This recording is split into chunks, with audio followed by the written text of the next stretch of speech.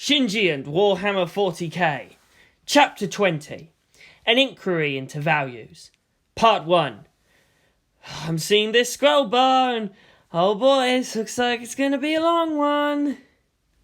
Not even the moment of second impact could match the terror of February 15th, 2015. The sorrows out of that day only bit deeper by its directly following a day of love and longing. Those lives, those smiles of yesterday were gone forever. If February 14th was a day of hearts, February 15th was red with spilled blood. Yet the world kept on turning. People, slowly yet almost immediately, tried to get up and rebuild their lives. Although the overall damage was not so much compared to the carnage of second impact, no one dared to point that out. After such a time, nearly 15 years to bury those memories, that sudden tragedy etched raw into their being. If only they could forget, or cut deep enough into the hurt that it could just stop. The angel corpse was quickly cut up and disposed of. The streets were cleaned and damaged buildings were sealed off. Bulldozers were ever on the move, and the sounds of construction filled the silence left by absent, happy voices. Quickly, the city and its people remade themselves as if they had never suffered. But as much as things tried to look the same, the small changes only made the city utterly alien to their eyes. Mana Kirishima awoke to the sound of crickets, which remained the same. She looked up at an unfamiliar ceiling. She blinked. She could only move her head, and even that was laborious. Ducker. The sounds were still fresh to her ears. Everything felt dull. Her mind, her heart. Thoughts flicked here and there, unnoticed and unforeseen. She felt there was a thing she had to remember, something important, but it was gone, and leaving her forlorn and frustrated. Something bright, winged and terrible. Some time later a nurse walked in. She gasped upon seeing her conscious. "Kirishima!" She moved over to the bed, and her face was kindly, but then when close enough she flinched, either in fear or disgust. Mana saw that. "Do you feel any pain?" moaned Mana. "I feel sedated." She took deep, difficult breaths. The nurse put a hand to the girl's forehead and slowly stroked through her head. "Don't worry about anything right now. Just rest." Her gaze was full of pity. "Did we win?" It took all the girl's strength just to ask. "You were magnificent." Mana closed her eyes and seemed exhausted. Nonetheless, she continued with, "My friends, Shinji, hush, don't fill your mind with unnecessary things. Just rest." Mana Kirishima was already asleep again. "Poor girl," the nurse whispered. "No one should have to suffer like this." Rome, the eternal city, existed just barely. Italy was one of the few countries that opted not to move their capital. There was no Rome II, no Vatican II. A violent and thorough sacking destroyed the treasures and the glory of 2 millennia. Italy had the cliché of being full of mafia and that peculiar sense of honour. In reality, it was no more than Japan was in any way ruled by the Yakuza or New York/Washington disputes controlled by their own mobs. Ironically, it was that same mafia mentality that saved the city. Bit by bit, they brought back the relics and hunted down those that dared insult their familial obligations to their faith.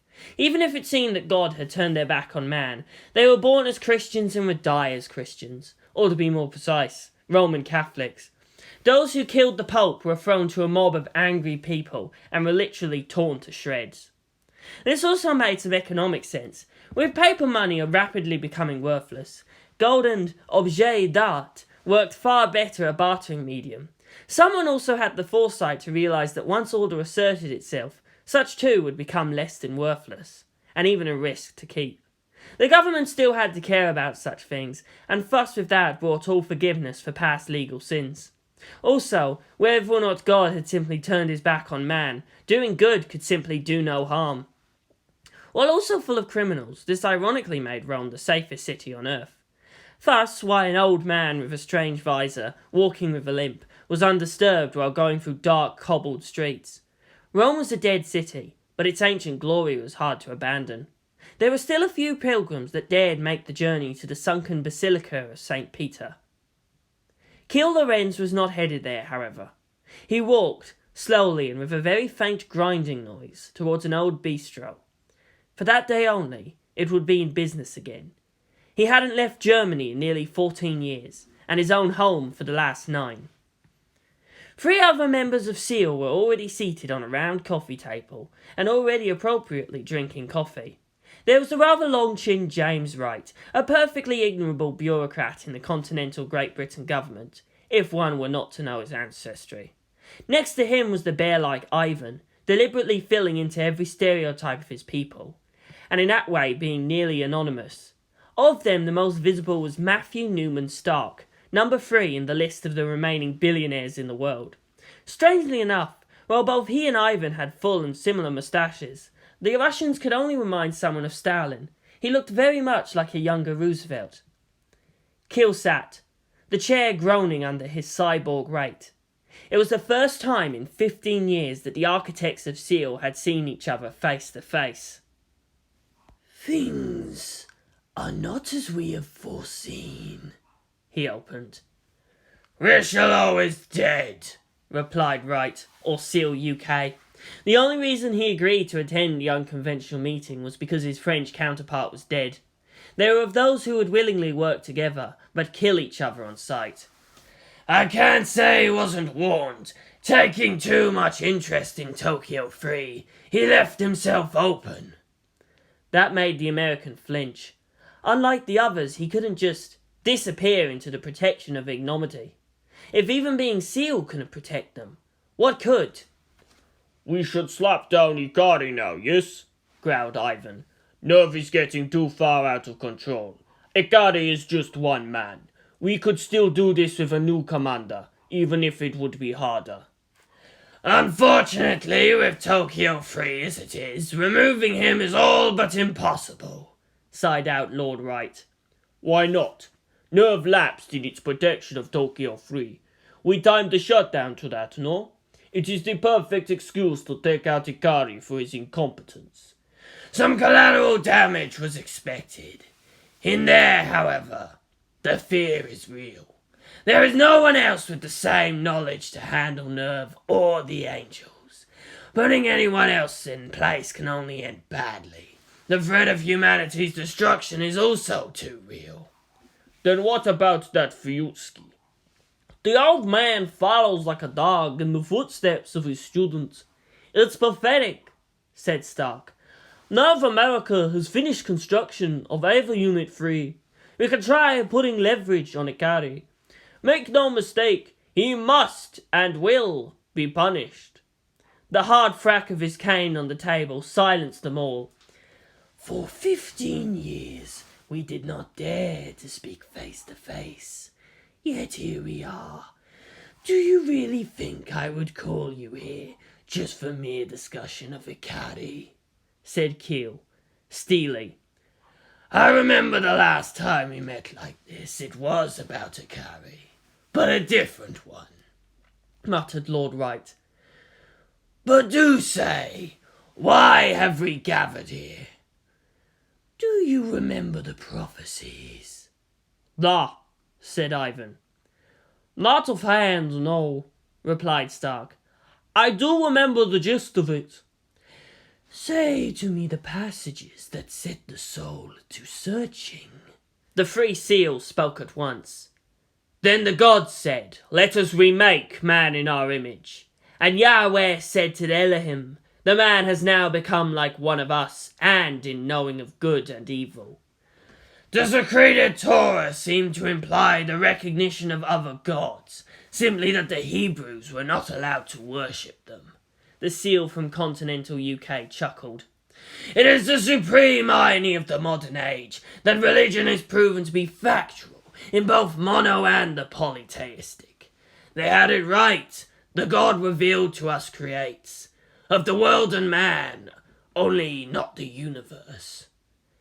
It is false that we refer to what we want as third impact. It should be fourth, no." "No," sighed Stark. Accuracy is immaterial compared to getting our story straight. Even the slightest slip of the tongue can prove fatal. Has it happened already? Wright put in. He turned to Keel. So, teacher, why did you call us all the way out here? Things are not proceeding as planned, the old man said slowly. You still have your translations. I decided to look at the original material. I checked the translations. There can be no mistake. The prophecies have changed. Changed? The Russian SEELE scowled mightily. What do you mean, changed? Do you mean the actual words on the papyrus? Lord James Wright howled out, wild-eyed. Lorenz Keel nodded. Lambskin, he corrected. How is that possible? The old man resisted the strange urge to speak of quantum dickery, being undignified for his age and station to resort to such colloquialisms. Matthew Stark leaned forward. The how is inconsequential compared to the what. So what changed? Keel sighed and tapped his cane on the stones. What was once certainty is now, at best, maybe. We may no longer rely upon the distant knowledge of the dead. The American leaned back and took off his glasses. This is terrible, he breathed. No, it is merely fair, the head of SEELE countered, his ever-present frown actually fading a little. While it is true the prophecies started us moving, for too long have we relied upon the forgotten wisdom of a forgotten age as a crutch. Now we must move forward with our own feet and earn that power. Ivan smirked. Ikari does not know of this. He does not have the originals. And as such, will try to follow an obsolete scenario. Stark began to laugh now. He can no longer even entertain the hope of harming us. Lord Wright pondered afar. What about the boy? The prophecy had changed. He is no longer the Messiah, Keel replied. By definitions, a Messiah was a deliverer, or that which takes away the sins of the world. Speaker for a higher power. The words had changed. The old translation used Messiah as the expected deliverer and king of the Hebrews. Now it had changed to merely the young king, a generic term, far less dangerous.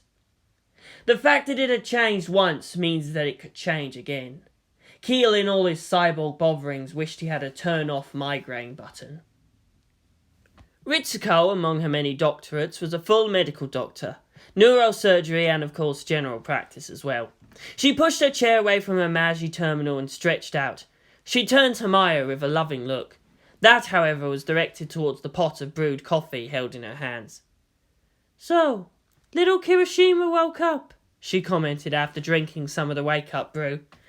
Why did you feel the need to bring this to my attention, Maya? Oh, surely you're curious too, Senpai. For her injuries, waking up after only 3 weeks is heartening. You did supervise her operation after all. I admit that the other establishment builds well, but when it comes to biomachinery, NERV still reigns supreme. Pity young Ikari isn't so lucky.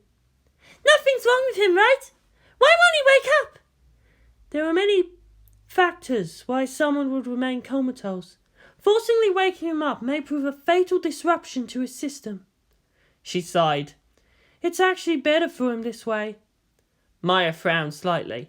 Now why would you say that, Senpai? It's only been 3 weeks. There's the clean-up, the funerals, all the rebuilding, the grief-fueled recriminations. At least you were saved all that. People are adapting, slowly, but they're moving on. The worst of it has yet had time to settle down.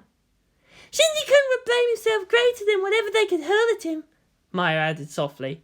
You're right, Senpai. He tried to bear it all, but I don't know if I could just watch him do that. We're all hurting, Maya. Despite being the direct victim of sabotage, NERV had actually come off unscathed from the attack. However, there wasn't one who didn't know someone who had either died or evacuated. NERV was at critical short staff. There was just too much to do. Ritsuko moaned as she felt soft hands flowing upon her back, neck and shoulders. Oh yeah, she hadn't gone home for the past 5 days, sleeping on the couch in her office. Oh, she needed that. Knock knock. Oi, Rich-chan! Go away, Masato. It's not really a threesome if it's girl on girl on girl. Senpai! Maya gasped, her sensibilities offended. Masato laughed heartedly. Don't worry, I think I can keep Kaji away a while longer, for his health. There were those that sought refuge in the seriousness of their work. It seemed Ritsuko, with Maya's influence, was no longer one of those people. Whether or not the rumours were true was not important. At least after a long while, Ritsuko was capable of joking again. To Masato, it looked more like sisterly affection than anything, really. While they were best friends, she couldn't really help Ritsuko that way. There were very few who could actually understand what the hell the fake blonde was saying when she was going at it full steam. Of those that could, there was always some professional resentment over her achievements. Maya, however, could listen without being competitive. She filled that desperate loneliness that lurked inside Ritsuko, always having to think twice about what she had to say, always simplifying it, always walking around faces unknowing of their mortal destiny. So, for what do you need the Magi now, The scientist asked, the light off the monitor reflecting macabre off her lens. One of NERV's many ways to gather loose funding was to lease Magi processing time. With the demands of rapid reconstruction, though, it was just all the more work for no real pay. Even just sorting through which was most important of the tasks to assign was menial, mind-melting duty, which, unfortunately, she had to do. Actually, sorry, I need to take Maya off your hands again. Remember how as fast as people are evacuating, our population density is actually increasing? The NS-JSSDF base. Yes, the one they're starting to call NERV Front Line. She shrugged. The demographic is certainly shifting. They need someone to look over the Trident project and all the technologies we contributed. They really want you over there, but... Masato shrugged. Call it politics. NERV can't seem to run around at their beck and call. Those guys seem to really like Maya too. Actually, I feel asking for you is just an indirect way of getting Maya-chan over there. The lieutenant grinned sheepishly. She was programmer and admin/god over the Ava battle simulator, now with the Magnos Tancred expansion pack. They're gonna beg her to be networked in, again? She sighed. Boys and their toys. Her face hardened suddenly. Kirishima. Shinji. The Ava. It was never a game. Higher up at the command centre, it was time for the shift change. NERV's employee structure was impacted by the disaster, with many choosing to flee the city. At the same time, however, more applications flooded in, whether they were in honest attempts to help or moles from other agencies. Those that remained had to take even greater responsibility.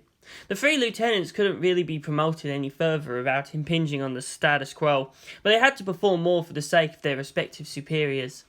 Maya to Ritsuko, Makoto to Misato, and Shigeru, oddly enough, to Kozo Futsuki, serving as a drop box for NERV formalities. As the 3 had more work to do, the relatively make-work task of manning the NERV command stations when not under attack was left to other, younger officers. I'll be heading off ahead, Makoto Hyuga said, numbly. Hey, Makoto! Damn it! The other NERV lieutenant was already off, clutching at his work folder and walking off with deceptive speed. Stupid fool, Shigeru muttered. What's up with him?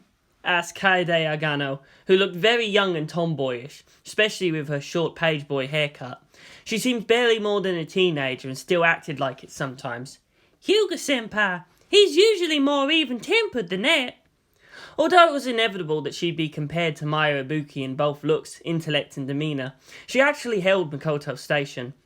Their triad as the secondary crew was being pushed into the forefront, and to her, the original 3 bridge bunnies were each heroes of their own. Makoto was supposed to be the same leader type of them all, since he was adjutant to Masato Katsuragi. Unlike her friends who felt like they had something to prove, she was just content to follow in his footsteps. The comparisons to Maya were perhaps apt, but she never had the daring to act on her crush. Competing against Misato-san? Impossible. She was just so much of a woman. Misato was everything Kaede wanted to be, but it was hopeless, she thought. Well, rumour has it he was the one who opened the door into an elevator and found inside Captain Katsuragi and UN Representative Ryuji in a compromising position, said Ao Mogami. She adjusted her eyeglasses and grinned lasciviously. Her hair was sleek and dark, framing her face nicely. Most people remembered the mole on her chin, though, disturbing the symmetry of her face. She was the eldest of the three, though that didn't mean much, and was often called upon to remind them of their priorities. She loved knowledge, specifically illicit knowledge, and held on to every bit of gossip she could hang on to. She sat in Shigeru's chair, and both NERV officers shared a certain undemanding understanding about the foibles of the people around them. You mean? Gasped Satsukui. Her hair was long, flowing, and a dark, pale brown. She stood tall and fair, her looks from a mixed parentage. Like her friends, also still single despite no lack of attempts to find a man. Irony has it that her family name, Ui, and her friend's first name, Aoi, sounded too similar, and they were nearly opposite in looks and personality as well. They were doing that in the dark? Despite her party girl demeanour, she was actually capable of brilliant concentration. Her understanding of the Magi was less esoteric than the other two who worked mainly with it, but in a pinch she could redirect systems and start up the Ava of practiced ease. Satsuki was even more of a romantic than Maya was, actually, and that was what hurt her most in her expectations out of men. It would have been better if Makoto found them that way, said Shigeru, with a very disdainful flick of his own long hair. He stared intently at Kaede, until she blushed and turned away. It would be too much of a shock, and that would have burned out his last hopes. But really, he caught them huddled together and staring deeply into each other's eyes. Rather cute, actually. Ari nodded.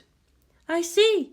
Well, with everything going on, we've forgotten that each have their own hopes for the future. But of whatever he wants, he can't have Masato-senpai's own desires. And really, with all the devastation, they only had the future as the talisman against despair. Shigeru yawned and stood up. Well, I've got to go. Carry on, girls. Hang in there. They saluted. Yes, sir! Makoto put on his thick jacket and walked out into the surface of Tokyo 3. He winced as a cold, sharp wind passed by. Weather's been fickle recently, with mornings and early afternoons unreasonably hot, then always followed by a light drizzle in the early evening. It fit his mood perfectly. He walked into the street. There were actually more people moving around than what he was used to. Most of them were employed in the various reconstruction efforts or aligned with the military somehow. All of them ignored the signs of NERV, as if those entrances didn't exist. The civilians and the paramilitary nature of NERV had always been separate, but never before was the difference so keen. It was a strange feeling to be persona non grata in your own city. He stepped out into the main street and paused. New concrete clashed with the old, marking where Magno's Tancred had dug its feet in and finally fallen. He remembered the visceral thrill of striding down the avenue, watching the little people below from the monitors. One can indeed feel like an iron god among puny, fleshy mortals like that. What could it be like for Shinji Ikari and the other pilots, in a machine twice as tall and that much powerful? The young Ikari still slept, hiding from the world. Makoto huffed and stuck his hands into his pockets. Thinking about Shinji only brought him to thinking about Misato.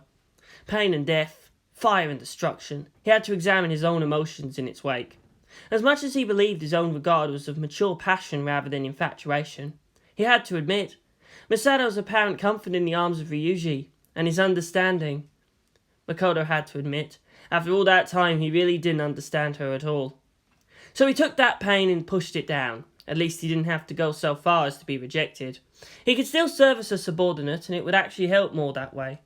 He could whine and brood, but it would do no good. He was a man in a war zone and was old enough to know that. It only left him feeling dead inside. He sighed. It was raining again. His jacket, NERV issue, was waterproofed on the outside. He put the hood up. People just flowed around him, no matter how crowded the sidewalks were. Misato had beer. Makoto needed more intellectual means of forgetting. He was headed for Hinano's manga pack, which had miraculously just escaped being stepped on. He sought out living in an earlier, more innocent time instead of just knocking himself out from alcohol or other sundry substances. The glass doors opened automatically. He tapped his shoes to shake off some of the wetness and headed in. It was still a small shop, tan walls adorned only with a few bright posters. There was still the conspicuous ad for Evangelion Fantasy Battle card games and soon the RPG. Because the owner had refused to bring that down out of respect and some justified resentment, even during the week-long mourning period, the store had little customers. Hey, Hyuga, the owner greeted him. You gonna buy something this time? This isn't a library, you know. I already have most of everything in this store, he responded, smiling faintly. I'm the only one in this damn city that appreciates the classics, eh? Not anymore, you're not. My stocks of Miyazaki just got ordered up en masse. Also, most of the fantasy titles that don't suck. Giant robots, too. But they sent back the ones too techy or fanboyish. Makoto blinked. Who did? Why don't you ask her? He pointed over to a row of shelves and at a woman there browsing through. She was waiting for you. Why? You know what? I really don't give a damn. The pudgy old man grinned and turned away. Watching the kicked puppy expression of his most loyal customer of the week was starting to pain even him. He knew that look. Well, the lad was due for some good luck anyway. Makoto went over to the fantasy section. The woman was of average height, willowy, and her hair was pulled back into a single ponytail. She was frowning slightly as she browsed through the shelves, picking up and putting down art books. The lieutenant eventually classified that irritation as envy? He coughed. She jerked slightly in surprise. My name's Makoto Hyuga. I understand you have some sort of business with me. She turned and looked at him, her eyes keen and assimilating. Geeky was her first thought as she saw him. Behind those lenses, however, shone out a certain deadly determination, as expected from someone working for NERV. He exuded intelligence but pitiful harmlessness, until one goes under his gaze. Excellent. Just what she had hoped to find. Hyuga-san? That's me, yes, he said softly but somewhat curtly. My name's Hiraki Kodama and I work for Arashmi Animation, Evangelion Fantasy Battle, he finished. You're one of the concept artists. In the overseas release, it was listed as Mini Storm Studios in the title credits. She perked up. Oh, you know me already? He sighed. You're Hiraki. Everybody knows. He saw her droop a little. Riding on the coattails of her little sister's popularity wasn't something that brought her any joy, even if it made things convenient. What do you need, Hiraki-san? Well, you already know I work for EFB. Before we start work on the sequel, we'd like NERV's approval of the script and the RPG sources. We are using actual names, after all. Yours too. Ideally, we'd like the pilots to look it over, but... Shinji. He's still unconscious. NERV had no choice but to release that information, to quell the clamour for his appearance. I'm not allowed to tell you what the other pilots are doing at this point in time. Kodama nodded at that. But why me? I don't really have the authority to approve anything. It's not your authority that we want, Hyuga-san. It's your mind, it's your viewpoint. We don't want to do anything to offend NERV. Please just have a look at what we have. He sighed. Fine, fine. He always had trouble refusing anything of a woman that asks nicely. Whatever it was. I hate being the nice guy, he thought. Eventually they had to take her off the medication. Mana was careful not to abuse the painkillers provided. Hours crawled by, the same as the last, in that way that she passed the days of her recovery. Hospitals suck. Finally she understood. It wasn't to avoid death that her military friends were so careful, but rather to avoid being held captive in such a place. Finally, she had a visitor. She gave the nurse an "Are you nuts?" look when it was said that she didn't have to be disturbed if she didn't feel up to it. Better anything than staring into the ceiling. Any more and she'd have to construct separate personalities just to give herself some conversation. In fact, she was already trying. There was a distant piece of her she liked to call the Commissar. She had the rank after all. She was still unsure about what, precisely, a Commissar does when she's not piloting a giant robot. It was General Akira who came in, his normally fierce face drooping despondent. Man and the two friends fell under the direct command of General Asagiri, but it was he who was so insistent on supporting Ikari.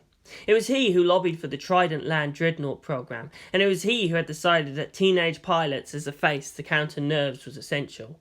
It was he who decided that it was okay to send these talented children to their deaths. She slowly moved to get up, but he held up a hand to say she didn't have to. He sat by a chair near her bed. How are you feeling? He asked slowly. Well enough, sir. Don't worry about anything for now. Just rest and concentrate on healing, he added. With all due respect, sir, there's nothing else for me to do but worry. The fact that we're all still here means we won. But no one would tell me anything of my friends in Shinji Ikari. The way they're avoiding the question. Sir, if my friends were alive, then at the least they would be in this room with me. He winced. That doesn't necessarily mean yes or no. He sighed. Their sacrifice will never be forgotten. Mana put her hand up to her chest. She'd been expecting that.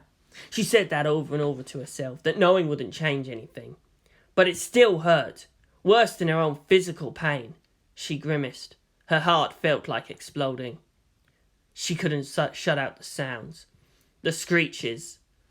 It's all right, said the general. Let it all out. There's nothing to be ashamed of.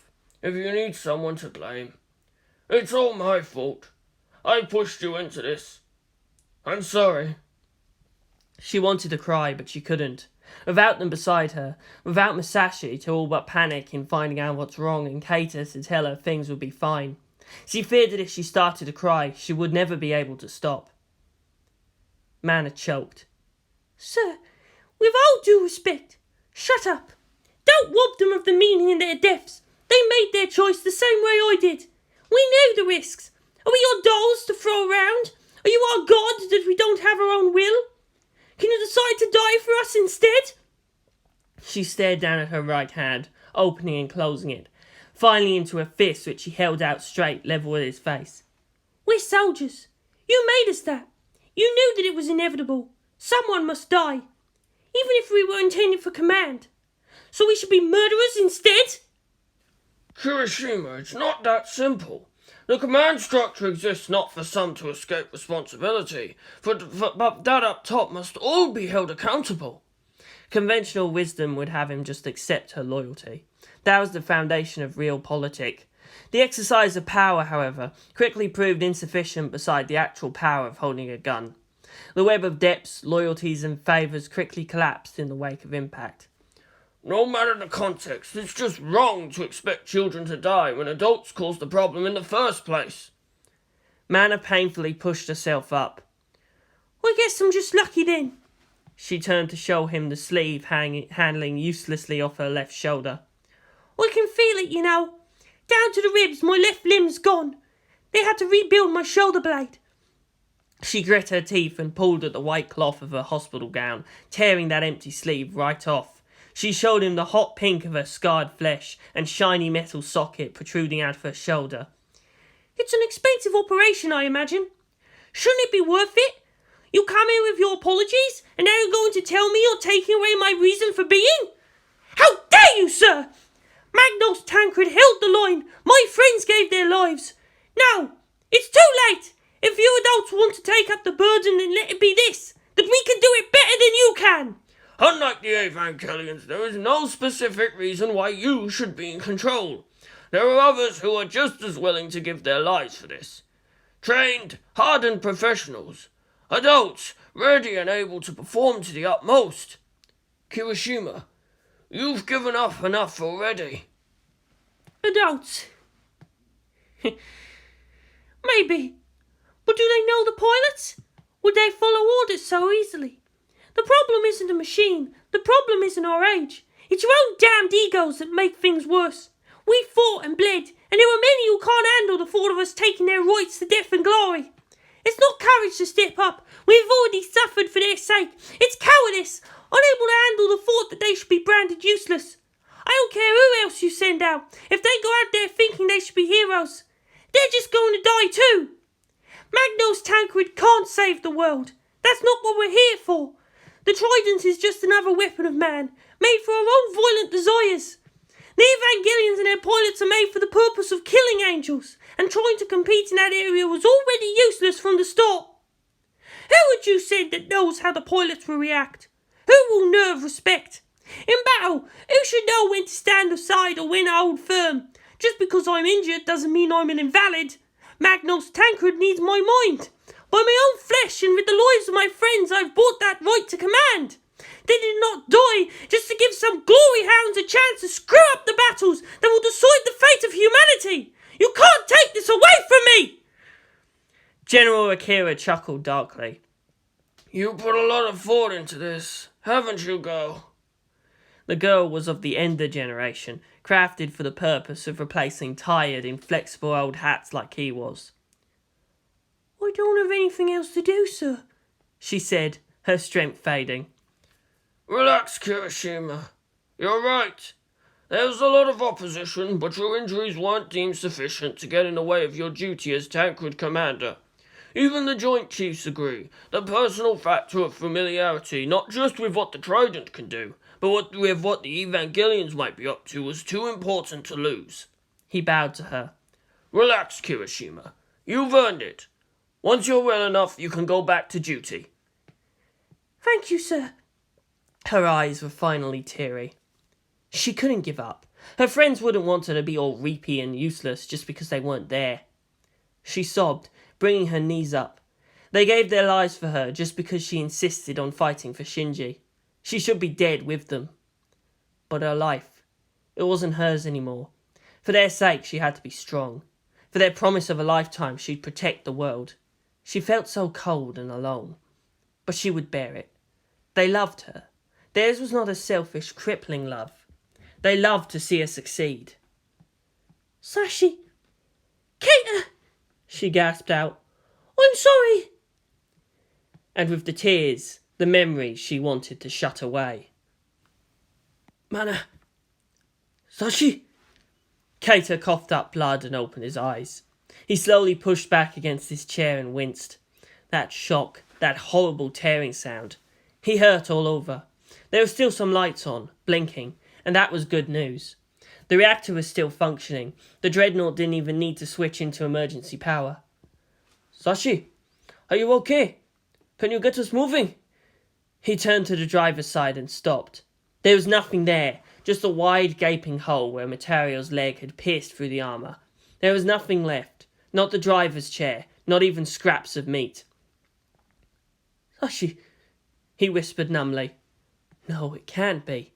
Keita unlatched his seatbelts, still numb with shock. He crawled over to the hole, which went right through the Dreadnought, just missing the reactor. Red emergency lights bathed the innards of the war machine, like pulsing blood. Damn it! His friend, the logical side of him, knew there was no chance of survival. It was so sudden and so thorough. The logical side of him said that at least his friend wouldn't have died in any pain. The part of him that was just a 14-year-old was crying. His best friend deserved more than just that. Struck down unknowing like he never mattered. It wasn't fair. Struck down while there was still so much he could have done. Together they were the Ender generation and could have changed the world. His eyes widened. Mana! Keita looked up and saw their Mana slumped back on her chair. He saw her left side was just gone as well. Charred black flesh where her left arm should be connected to her body. A large jagged shard of armour jabbed deep into the command compartment right beside her. Were it not for an subsequent explosion cauterising her wounds quickly, her injuries would have been instantly fatal. Musashi had a clean death. Their precious girl. He got up, worried, then winced. Only then did he notice his own injury. A piece of shrapnel right in the gut. He pulled it out and gasped at the flood of pain. He curled over, clutching his abdomen. He heard shrieking sounds. Keita got up, grimacing. All right, his rational side continued. Infection and blood loss was the risk. At least his injury wasn't immediately fatal. He could still move. He then stumbled over to Mana's chair. He collapsed, kneeling beside her. His glasses fell off his face, and he made no move to recover them. He was hearing screeches and the sound of taloned feet upon metal. growing closer. Her face was white with pallor. Her side was an ugly mess of burnt flesh and congealing blood. He put his fingers over her lips and felt for a breath. There was, but only just barely. He removed his fingers and put them to his own lips. He looked over her injuries. Although cauterized, second and third degree burns were still severe injuries. She was unconscious from shock. She could still bleed to death. Kato began to take off his own jacket and clothes, ignoring the twinges as he moved his waist. His undershirt was silk, his jacket long-sleeved and made of woven cotton.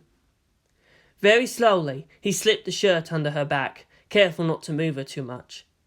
She was so light and so delicate under his hands. He bit his lips, so suddenly angry. He'd longed to touch her so, to simply hold her in his arms. And now that it was so inescapably intimate, he hated it. Kirishima, he whispered, Musashi never got a chance to tell you that he loved you. I don't know if you can hear me. Don't die, Mana. Please don't die. He tied the silk shirt tight and securely, the jacket over that to seal the dressing. The sounds were coming closer, high-pitched and merciless. He looked down at her face, so incredibly beautiful, so completely vulnerable. He reached down to below her chair and opened up her recessed panel. He took out a gun, a bolt pistol to be exact. Thank Innes. They were all about unsubtle killing power. Mana! He shouted. Don't die! He cried as he checked the ammo and turned the safety off. Sashi was never able to tell you this. So please, live so you can hear me say, I love you. I'm not going to leave you. Please, don't leave me. He got up to his feet and faced the jagged tear into the cockpit. He winced as the cold air flowed through, stabbing into his wounded, naked body. An angel spawn poked its beak into the cavity. It screeched. I'm not hungry enough to take that dinner in hell, Kato whispered. Naked from the waist up, bleeding and nearly blind without his glasses, he stumbled forward to the opening. Stay away! You won't take her! You won't have her! Daka! The angel spawn fell back, more screeches from below. He stood in front of the gap and slowly pushed through. Daka! To the shadows outside. Damn it, Sashi! This isn't my thing. But for her... Kato stood there as a wall between them and Mana Kirishima. There was nowhere else to go. Moving her carelessly could kill her. No, he refused to lose her. He had to keep them as far away from her as possible. Musashi, we swore, didn't we? We will protect her. Sashi, help me. Why did you have to leave? It's not fair. He was a soldier. She was the superior officer. Damn you all! He shouted. I love her! She is Mana Kirishima! She's going to live! He yelled incoherently as he let loose with wild shots. The gun bucked in his hand. He snarled and cried and didn't move even as the creatures fought with each other to squeeze through. Mana, don't die. Mana, don't die. I don't care what happens. Just don't die, please! He stepped up to better aim, as he could make out just blobby shapes through his pained, tear-filled sight. One of the things was getting through. Hate for them. Fear for her. No time, no attention for anything else. Daka! Eat this A trisection beak clamped around his arm and the boy was dragged outside. A few more shots, and then silence. But the creatures then ignored whatever was still inside the cockpit. Shinji Ikari arrived scant seconds later. Mana screamed out, loud and senseless, and sending orderlies rushing into the room. The old general looked frantic and helpless under their accusing gazes. She screamed, and finally... She stopped and took a deep breath. My friends didn't die for me, was her thought. They were killed unfairly. She could either hate herself or those with the jaws and the claws that ended their lives. She winced and put a hand to her chest. Nothing her flesh could experience would ever hurt so deeply like that. Someone, please take all this pain and fear away. She felt a hand upon her shoulder. There was no one there. She gasped for breath. She seemed so small, so fragile. She stopped shaking. Commissar Kirishima looked at them, and everyone flinched away as soon as their eyes met. Her brown eyes had pupils narrowed to just pinpricks, her placid face tight with murderous intent. Here is Death in a loose silk shirt, sitting on a bed. Mini Storm Studios occupied the 14th floor in one of the tall office blocks of Tokyo 3. Those tall central buildings weren't retractable, and instead were built to very robust standards. Fortunately, while Mataraels had indeed crashed into them, the structures held admirably. There was very little damage to their story. As for their actual stories, that was another matter entirely. Their staff, unlike NERV, suffered a massive depopulation. It was bad enough that they didn't have a working script outline for the sequel in the first place. Hell, they didn't even have a title! The focus upon the tabletop strategy game was the only way they could survive. But they didn't have much on that end either. The card game had monsters, units and magic cards tied together by very basic rules, the secret of its popularity apart from the subject matter. However, they seem to have made a marketing mistake. They used it as a metaphor for warfare, not direct dueling. They couldn't just hash off a quick card tournament plot for it. There was just something epic in the setting that screamed to be set free. Kodama began to draw 3 spirals out of a single line. Funny, she'd never noticed before how their symbol looked very much like a skull. Big spiral above, 2 smaller ones underneath. All she had to do was add a curve below, like a smile. Everything seems to flow into thoughts of death these days. Life. It is suffering, she heard. She looked up at Makoto Hyuga in his NERV uniform, sitting on the opposite side of the long table. He was surrounded by papers of all sorts, and held the attention of the other artists and writers of the creative stable. He was frowning. This is supposed to be their Bible, right? In making the background, you're trying for an epic feel with all the star gods and eternity and all that, right? Yes, that's right, said one of the writers. Sorry, but all you've accomplished is epic fail. In the beginning the world was dark and void. The star gods came down and sculpted light and life onto the realm. From out of those unknown times arose great legends and wonders unimaginable. Seriously? Vagueness is the enemy. If you look at the Bible, it's how specific it is that actually makes it sound so distant. Even in other manga, like Tenchi Muyo, the 3 goddesses made the universe and set about in their own specific and separate expressions of what worthy life was all about. You could try to number and name every star god, but where if they're there since the beginning of time, then there should be a lot of them, or so few that they can't be killed in the first place. In EFB TMP, we killed off the Burning Lord, someone had to say. We need some vagueness so we can expand the story when we need to. Why are we listening to him anyway? Someone else muttered softly. Just because he's from NERV doesn't give him the authority to mess around with our work. Shut up and listen, prodded the one next to him. The NERV lieutenant so far had proved to be a fountainhead of ideas. They were perhaps too close to the material to offer any objective comparison to the other settings in anime or manga. Even if you try to make this sound like scripture, remember that theirs is a world where people live and souls all flourish, only to be eaten later by the star gods. Just because they're gods doesn't mean they have to be nice, continued Makoto. He held out the outline of their backstory. According to this, the first city is millions of years old, the second city hundreds of thousands, and the third city tens of thousands. If humanity's been around that long, why didn't they evolve into another form? Magic? Said an animator. Selective culling, one of the writers commented. The star gods required humanity to retain that form, for some reason or another. Why can't there simply be good gods, though?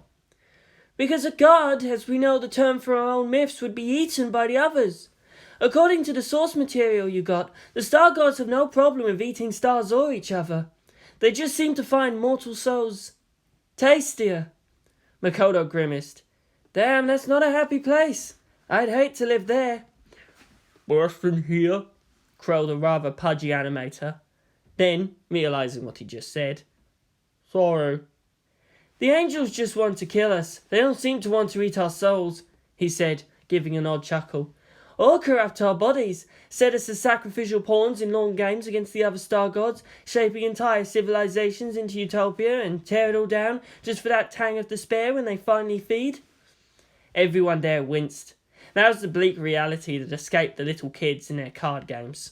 Whoever made up the EFB universe had to be deranged. Brilliant, but so uncompromisingly insane. Kodama smirked at him. Geeky as he might appear, he quickly took on the alpha male status around even more nerdish streamers. Fascinating. Not as fascinating as Shinji Ikari, and she still wanted to see the sheer majesty of his presence in a world all dedicated to his vision. But Makoto Hyuga held a certain prophetic vitality all of his own. Well, how would you begin it then? She challenged. He took off his glasses and wiped them on his sleeve. Without them, he rather seemed younger.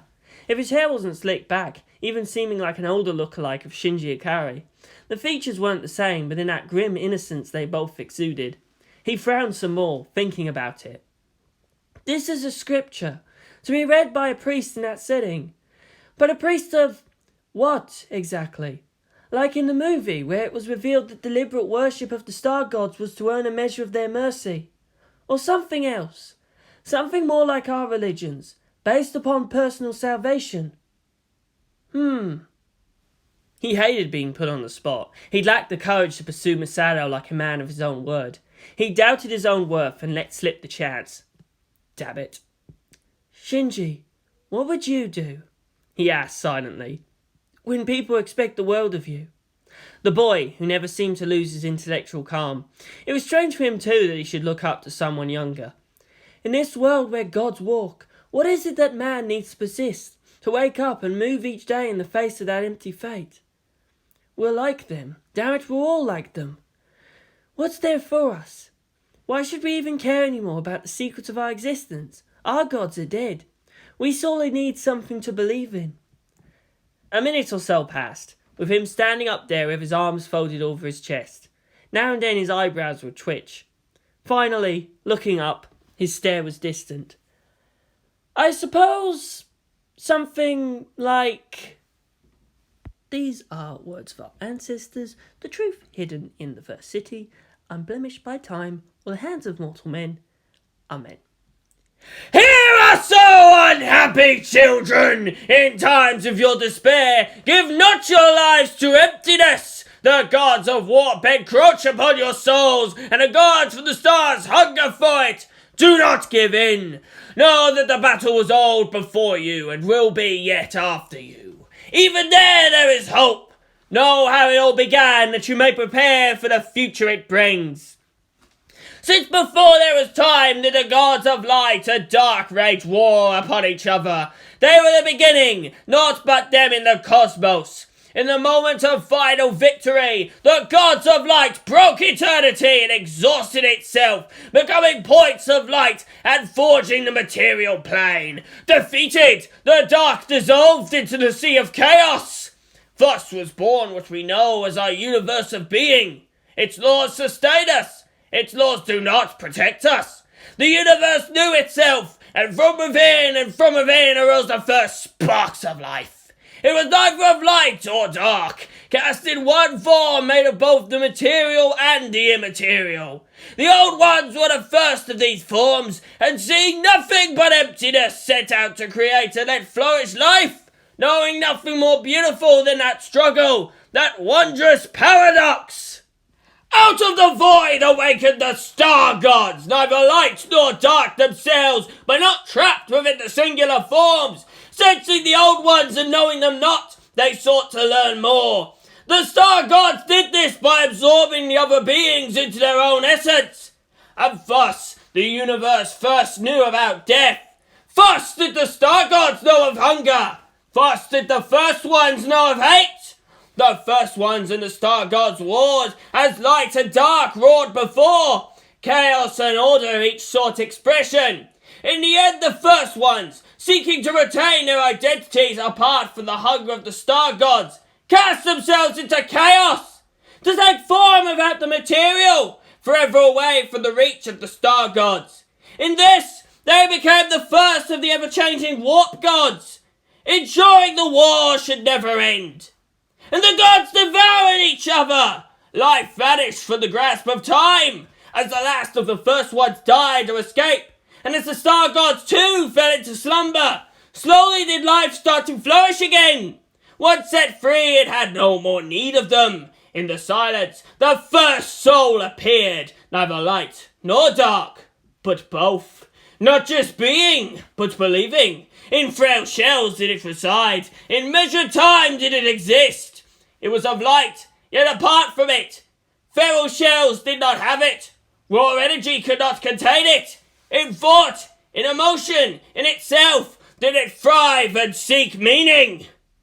We sought out gods and found them.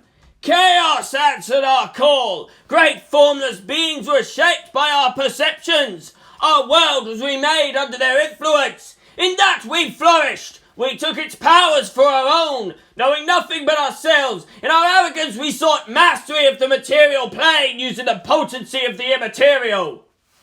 Thus did we wake the lords of the materium, the star gods. In our foolishness we sought to destroy them, in the name of our gods to cleanse the old shame. We hurled ourselves at them, and in the end were only prey for them.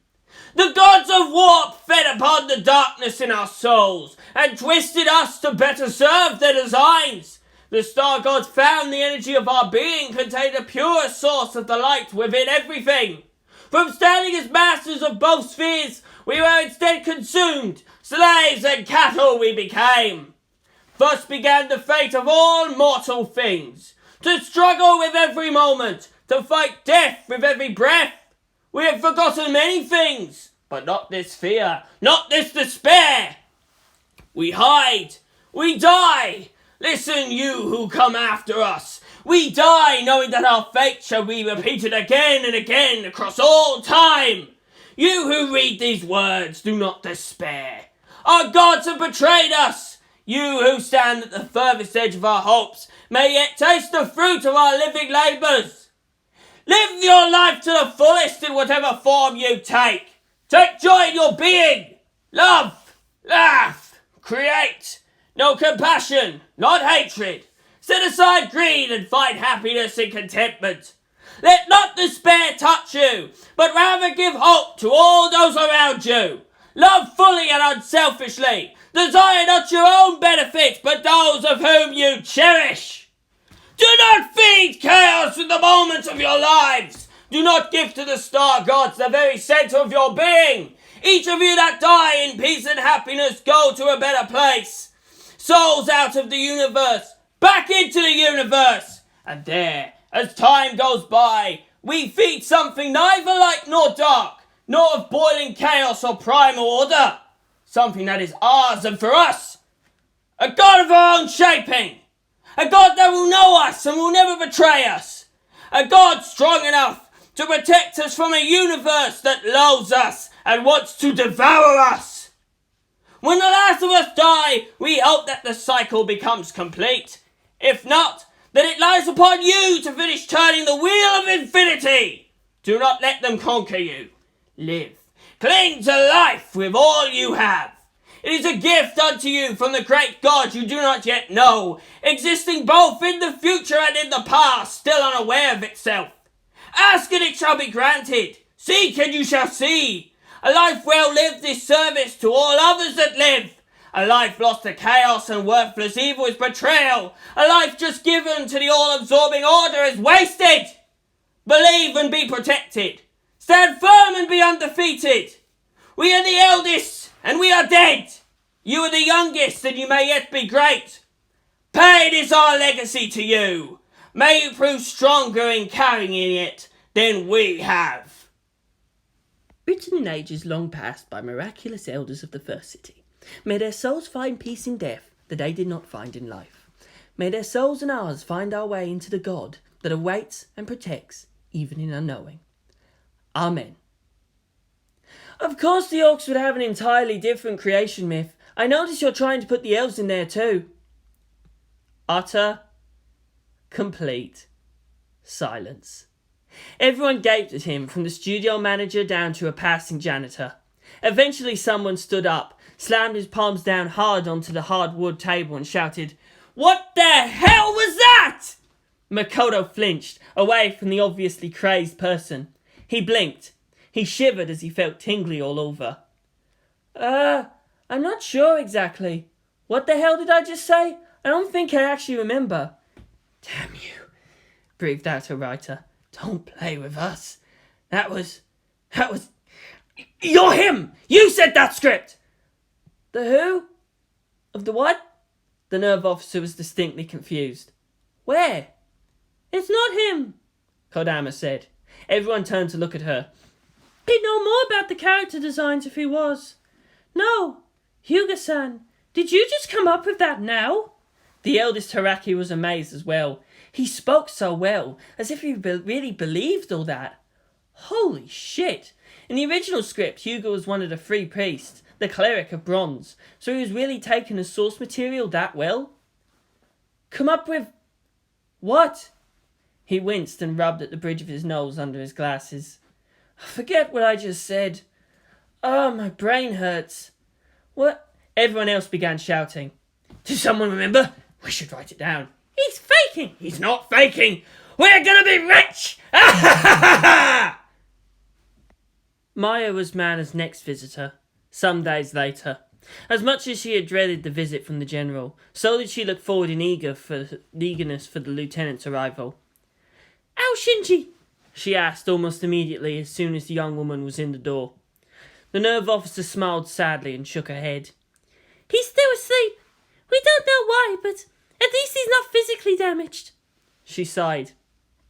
Mana, I should say, no, we won't accept that. Mana quickly replied. Nothing you can say will bring them back. I have to honour their memory by not giving up. Maya was carrying a large suitcase which she put on the bed. I respect that. Don't think of this as an apology from NERV, but a way for you to keep going and achieve your, shall we say, vengeance? A nod from her. Yes. Mana, this is yours. She opened up the case, showing a prosthetic arm modelled precisely to Mana's former limb. She took it out. It weighed about the same, being made of precision titanium and medical alloys. The skin even looked like skin, but tougher, and the colour was slightly off. The fittings would loop over the collapsed stump of Mana's shoulder. There's no reason why this should prevent you from doing what your own arm could do. Maya's dispassionate voice actually helped, distancing Mana from her injury. It uses technologies from the Ava, and should be sensitive enough for even the most minute of motions. Unlike other previous prosthetics, it actually uses distinct nerve signals to move. It's tougher, stronger than any fleshy appendage. Inside is actually a timed motivator that simulates bone growth. Ritsuko-senpai made certain you'd never have to think at all about it. It's just there, serving you well. We have the technology. You can be stronger, faster, better. When you say nerve signals, I'm sorry, one way only, Maya replied. You won't feel anything from it. No pain. At least...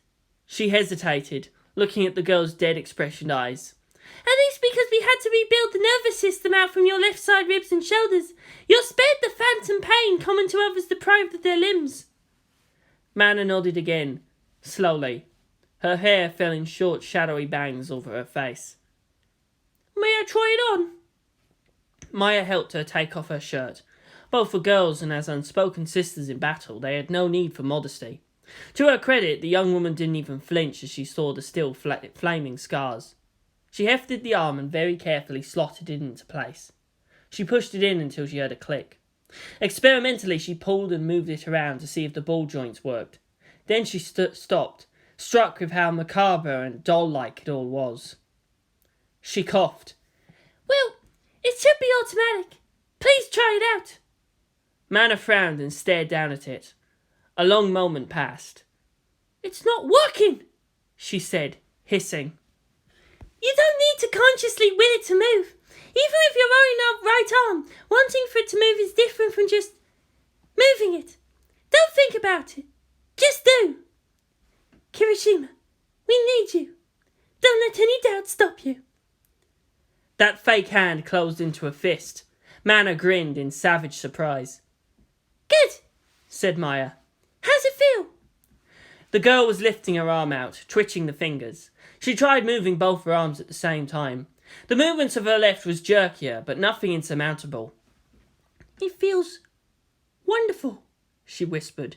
It's not the same, but it feels so good to be complete again. She stared at her open palm, fingers leaving smoky pillars down beams of sunlight from the window. She let the shadow look like a claw, opening and closing. For her vengeance. Finally, after a long wait, she was free to return to duty. There was a military escort waiting outside. They had her as poster child to face against NERV. They had a choice of playing down or building up the loss of life. That they stood up to the Angels was good, but there'd be criticism against sending children to die. In the end, JSSDF High Command decided she couldn't get an inflated sense of her own importance, even if public pressure forced them to allow her control of the Dreadnought. "You're not," said Maya. "complete, that is. Are you trying to be insulting?" Man also felt she could so easily crush someone's windpipe with her bionic fist. She had no use for politics or power. There was only her and the enemy. Only one would survive. How stupid. They all just gave her lessons of how not to fight a war. And Maya smiled, devoid of humour and full of vicious intent. "You can't be complete on your own. You need Magnos Tancred." She stood up and held her arm out, and as the sun shone down upon her, Mana recognised that posture. She'd seen it once before, up on a roof. Once she'd considered Maya Ibuki as a rival for Shinji's affection. It seemed so silly and far off now. "Why don't you come with me and have a look?"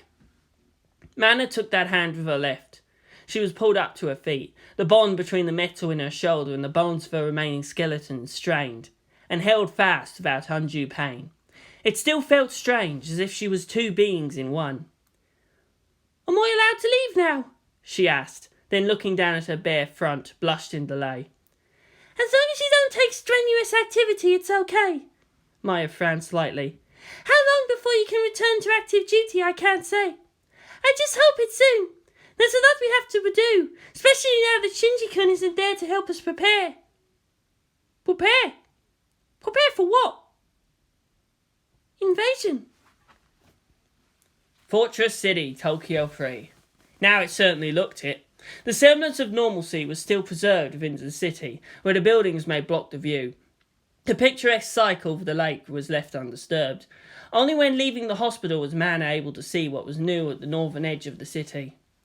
Tokyo 3 was sheltered by mountains of all sides, geographical foes likely from the shock of Lilith's landing millions of years ago. Continental drift brought the region to where it was now. It made for an excellent defensive position, but apparently just not good enough. NERV had total dominion over Tokyo 3 to reshape it to its will, for the sake of protecting the craven egg beneath. "Why did NERV wall off the valleys?" asked Mana. "Isn't the side facing the ocean more strategically vulnerable? For that matter, how did you make those freakishly huge walls in the first place?" Maya grinned slightly, a Masato-like expression. "If you're strong, feign weakness. If weak, pretend strength. Whatever your position, conceal it from the enemy, and he'll waste his armies fighting his own phantoms." "Yes, that is sound doctrine. I don't see how it fits into this, as that's about tactical movement." "We can't perfectly seal off all the city," Maya explained, looking out through the tinted doors of a NERV staff car. "It's better for us to protect the sides we actually can, to give the enemy an obvious way in. By doing this, we force battle to where we can effectively prepare. Besides, there's more open space on the south side, room enough for all the Avers and the Dreadnought to move effectively." "And so your apparent weakness becomes the source of your strength?" The Angels didn't seem to grasp strategy on that level. She stared out at walls to put any others before it to shame, belonging more to dams than as defensive barriers. East and west were mountain chains, and sufficient protection there. Fortunately, the shadows of those massive barricades would swallow the city. In Tokyo before, in its building density, people paid dearly for sunshine rights. "How did you put these up in just 3 weeks?" The NERV lieutenant sighed, and crossed her legs in a relaxed pose. "You can thank Shinji-kun for that." "Eh?" A feat of engineering unmatched by anything before by man in its ratio between size and speed of construction. It was nothing short of magic in motion. Maya held out her hand, palm down, and made sweeping motions left and right. "Remember that angel that tried to tunnel under Tokyo 3? It could use its AT field to melt and fuse together rocks in its way. Shinji's rather famous for taking the tricks of the enemy, combining it with what we already know, and sending out strange new things to try. Asuka and Rei worked to put up the wall. Just thinking, what would Shinji do?" How like gods, the Ava. lifting up their arms, and the ground itself shakes and rises to their command. One field heating up, another compressing, ending with solid sheaths of black stone, hollowed out and reinforced within with metal and tubing. The walls also served as cooling planes, radiating it to directly away from the city. Tokyo 3 was indeed the first among black stone fortresses. Wait a second, ma'am. Logically, will remembering where that trick comes from make the wall useless? After all, the angels can just go over it or under the city again. The angels don't seem to repeat methods that already failed. We shouldn't be so secure about that presumption, though. Maya leaned back and crossed her arms. She frowned slightly. We already paid the price of our earlier arrogance. Silence shadowed the inside of the car for several minutes. It wasn't a limo, but was spacious enough that there were 2 seats facing each other within. Mana looked up from the hat on her lap and inspected her companion there. She'd once considered Mayabuki her rival, had thought her formidable, but had also thought her nothing more than a soft civilian. She should have had more faith in Shinji. He wouldn't have chosen her to stand with him just because of good looks. The world was at war, and Shinji one of its warriors. It'd be useless to pretend otherwise, as if teenage concerns was the worst they had to deal with. Maya leaned forward, her face holding a certain grim amusement. The lieutenant had, of course, her own brand of insanity. She had to, being the only other person capable of manipulating an AT field. However, she didn't have a hard switch to her personality. Unlike Rei, who was either apathetic or violently happy, and Shinji, who goes from, I'm no one special really, to, I pity the galaxy that doesn't know me. Among Misato and Ritsuko, she was meek and professional. When those around her were happy and casual, then so was she. Faced with Manda's bleak impression, she slid easily into equal dark repose. The girl, seeing that, could only be even more formal and dire. People need symbols, said Maya. That's what the wall is for. They needed to see the power of the Ava, and know it would protect them. Mana opened her eyes wide. It can't be. Her fingers rubbed the chromed skull on her officer's hat. Officially, this is out of a combined strategic session between NERV and the JSSDF. Maya was continuing. The Section 2 car was secure. After all, surveillance data had to be linked to the Magi at some point when they filed a report. She had to test how much leeway she could give the little spy. Monuments aren't there for decoration. They need symbols to give them hope when there's falter. Man added, her voice hollow. She'd known Shinji Ikari for just a few months. She ate up his words back then, so totally separate from the apparent casualness of their conversation. The works of man that stand even when time itself claims its builders. Massive works that say, man is great, or by our own works are we protected. Even churches were these, as much to God as it is to uplift the hope of man. The Ava's my symbol.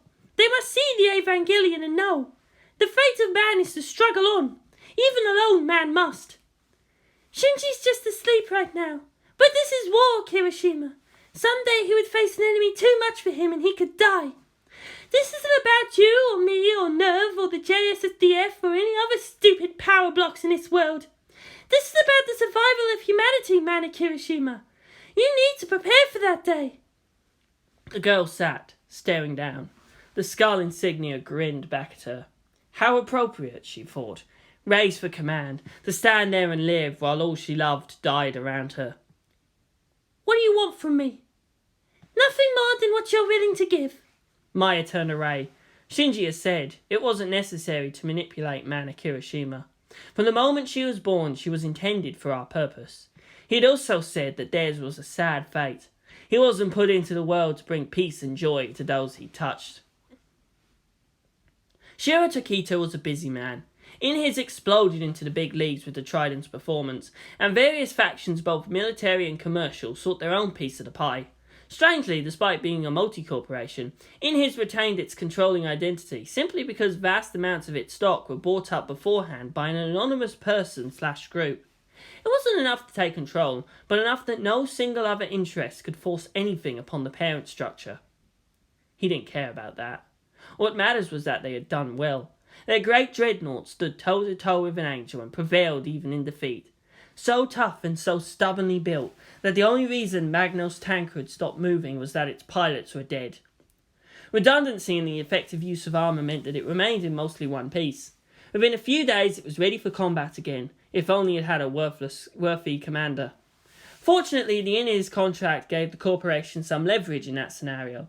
They hadn't sold their single prototype unit to the JSSDF, but rather put it to lease. Ordinarily, this agreement wouldn't fly, but there is simply no other weapon of man that could even stand alongside the Ava. Demands for building another one were getting fiercer by the day. Innes held firm in that the only thing they needed was a super-safe nuclear reactor.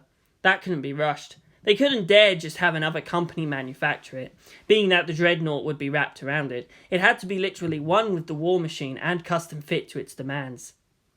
Money, money, money. Stop throwing money at me, muttered project manager Takita. I need people of talent. Damn NERV. They were stuck with picking through the second best. At least NERV was cooperating though. The non-interference pact relaxed somewhat. Magnus Tanker had got sophisticated new control systems that they had to dumb down massively. Not just for the sake of sabotage protection, but to keep it robust and Murphy at bay. If there was anything Shinji Ikari was a god of, then it was personnel management. Finding the best people and giving them the tools they need to do their job. It was what he hoped to emulate. He was management after all. It wasn't like he really did anything useful on his own. He grinned. If it wasn't for people like him, entire armies would have to go hand to hand, which would be awesome on his own. Massed Kung Fu super battle. Oh, yeah, rocks and sticks. How far have the machine advanced the cause of man?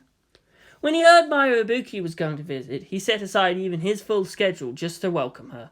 It wasn't safe yet for the boys' supporters to really come out of the woodwork, but at least they could openly aid each other.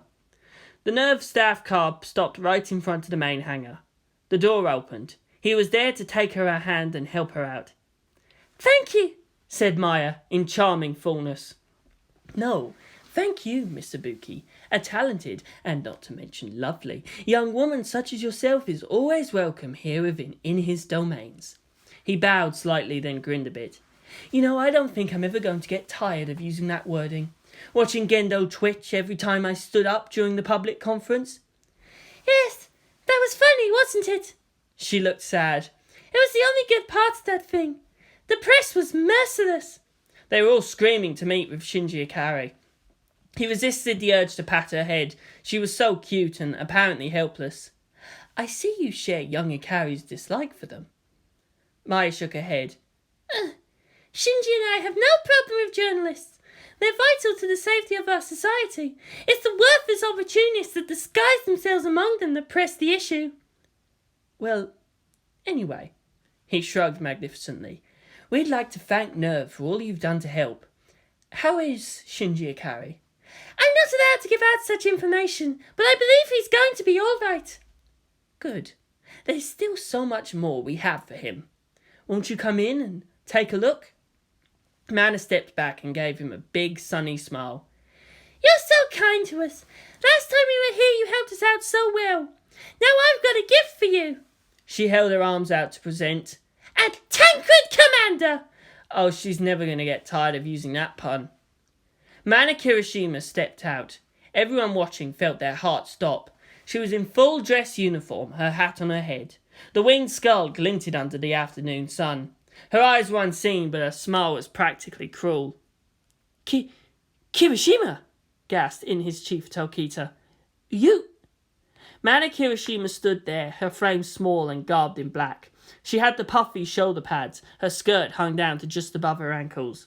There were golden frills. Tough army boots poked out. The red lines down the front of her long coat and the golden cords over her chest made her seem taller and more slender. Her skin was pale and smooth. She looked as if going to a funeral. Whether it was of another or of her own was no important. Gothic was not a way of life. It was a state of being. It was an acceptance of death. It was to spit in its face and wrestle worthy souls from its grip. That was the root of the word, from dark barbarian defiance. She saluted with her fleshy right arm, the other hanging limp by her side. Kirishima, report into duty. I understand you have something for me. Mana Kirishima was not the first to suffer such tragedies, and she wouldn't be the last. She was, however, what the times uniquely required.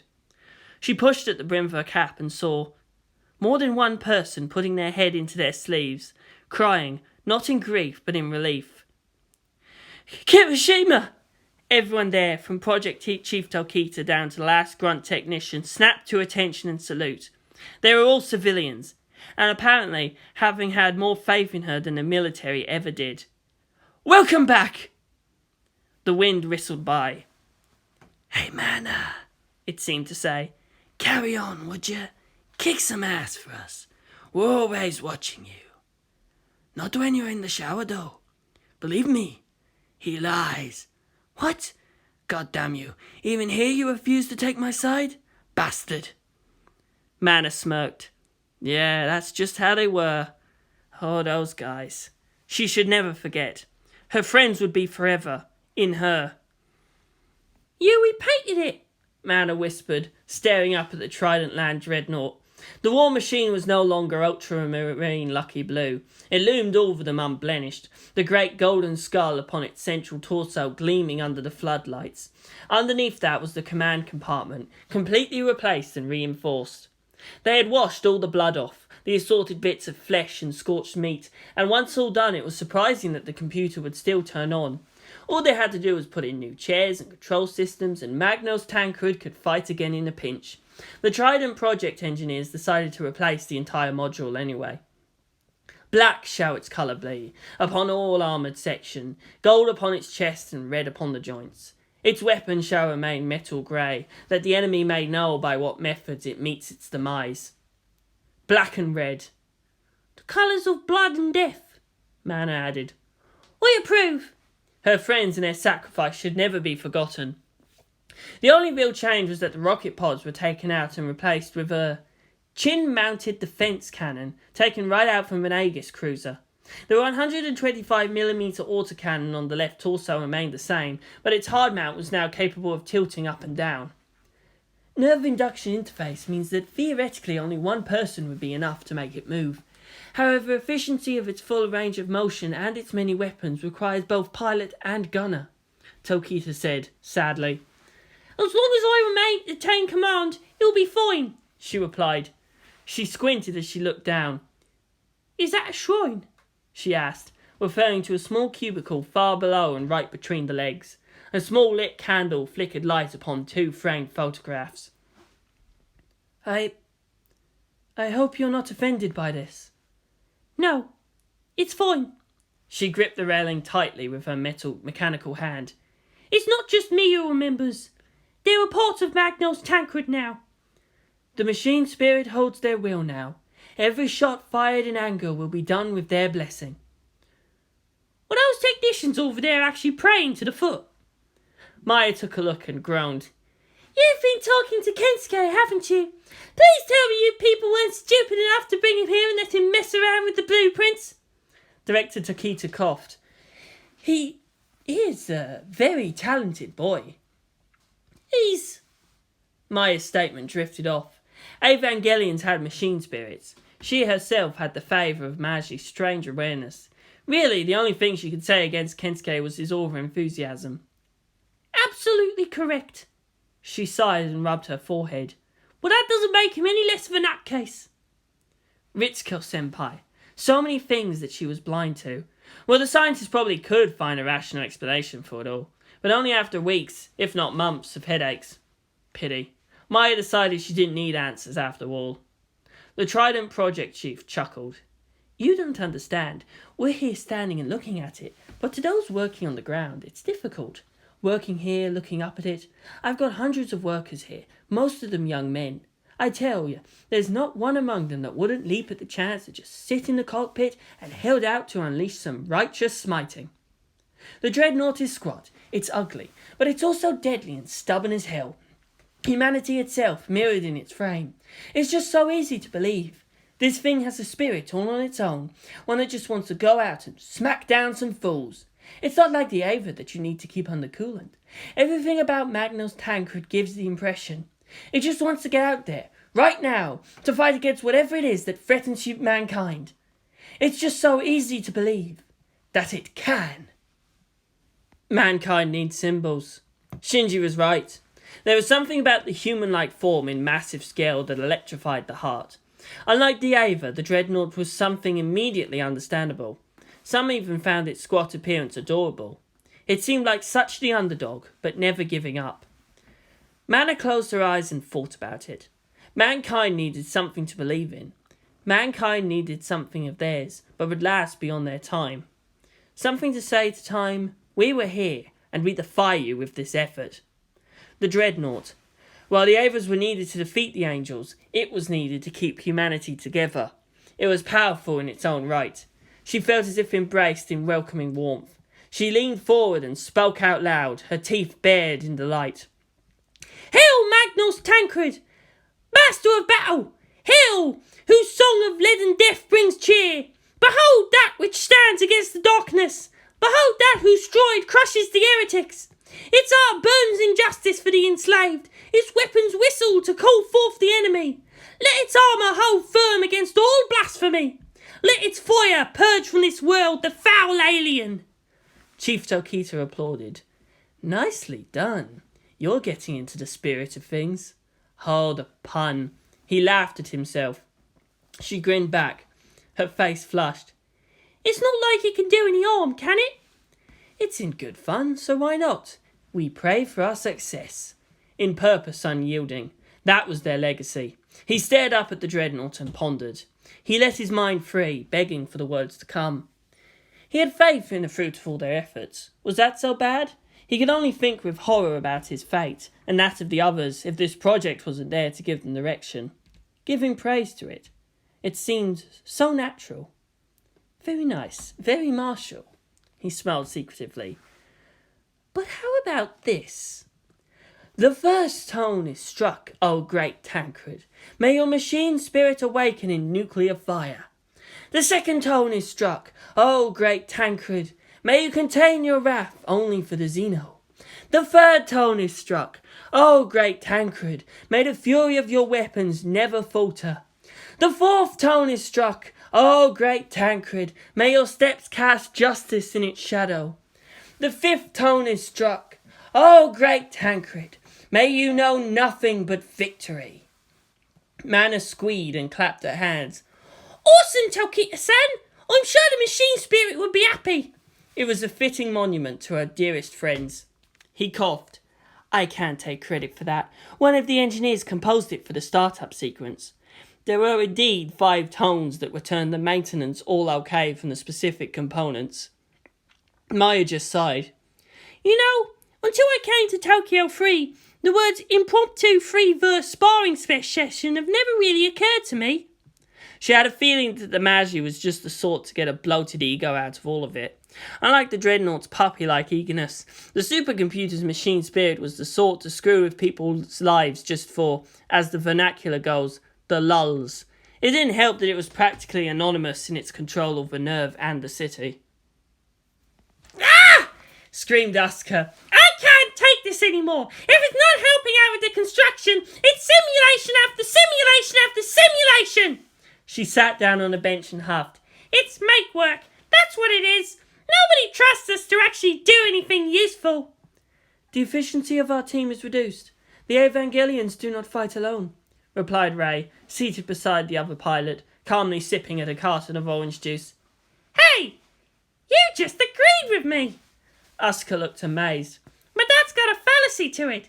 Evangelions alone have killed angels before. She frowned, especially just recently, for Mataraels was defeated in just 90 seconds. Everything after that was just to prolong the Angel's agony. With the Titan power packs, Ava 1 could have gone on for hours. It was the quickest victory yet. At the same time, the Ava's greatest loss. Incorrect. Without the proper support, not even pilot to carry can prevail. The Evangelion must fight, but without batteries it will have to consume itself for energy. The AT field can perform wonders, but it pulls upon the soul itself. Damn Shinji! Always showing us up! Just barging in and taking the glory! It's like only he has the right to risk it all! Seriously, she felt like she was being coddled. Whatever happened to the respect for her own strength? When do I get my chance? Power easily gained is easily taken away, Pilot Tsuyu, said Ray. Even Shinji must bear the consequences of his choices. Asuka looked left, then right. She squinted suspiciously at the light fixtures above. Finally, she leaned over and whispered, Hey, can you teach me that stuff? Shinji can do? We're a team, aren't we? Everyone should go stronger. No one around should be held back. That's what teamwork is. Everyone for the greater good of all. I cannot. I do not have the frame of reference necessary to explain it to you, Pilot Soryu. Ultimately, it is only Shinji that can explain whatever it is that he is doing. And most of the time, he can't even do that to himself. The why was unimportant as compared to the what was now possible. So who is this other person who can do it? Maybe he can... What you do not know cannot be tortured out of you later, Pilot Soryu. Asuka huffed and slouched down. She pouted, wishing her plug suit had pockets. She settled for rubbing her ankles together. It just wasn't fair to her. It wasn't that she was power hungry. She just wanted to fulfill her own potential. She didn't want to lord over anybody. She wasn't so consumed with her own ego. I want to know, she whispered. I want to feel it. The Ava's power. To be certain of that worth in her existence, she was ready to dive headfirst into the worst the world can throw at her, just to prove she was stronger than it. If she had that power, apart from the Ava, she would never be anyone's doll. She was afraid. Even she had to be affected by that disaster. Ray could give very little comfort in such times. It was pointless to shed water for those who couldn't be brought back. So many dead outside. It was weeks since the pilots could just talk with normal people. Hikari? Kaoru? They were just normal people. Asuka worried. Ray could only say not to worry. They would survive, especially in the case of Kaoru. They would meet again and important questions would be asked. Actions would be taken out. The blue-haired girl twitched her lips then, but not enough to smile. In absence of orders, maintain the status quo. Shinji would know what to do then. When is he going to wake up? Asuka wondered aloud.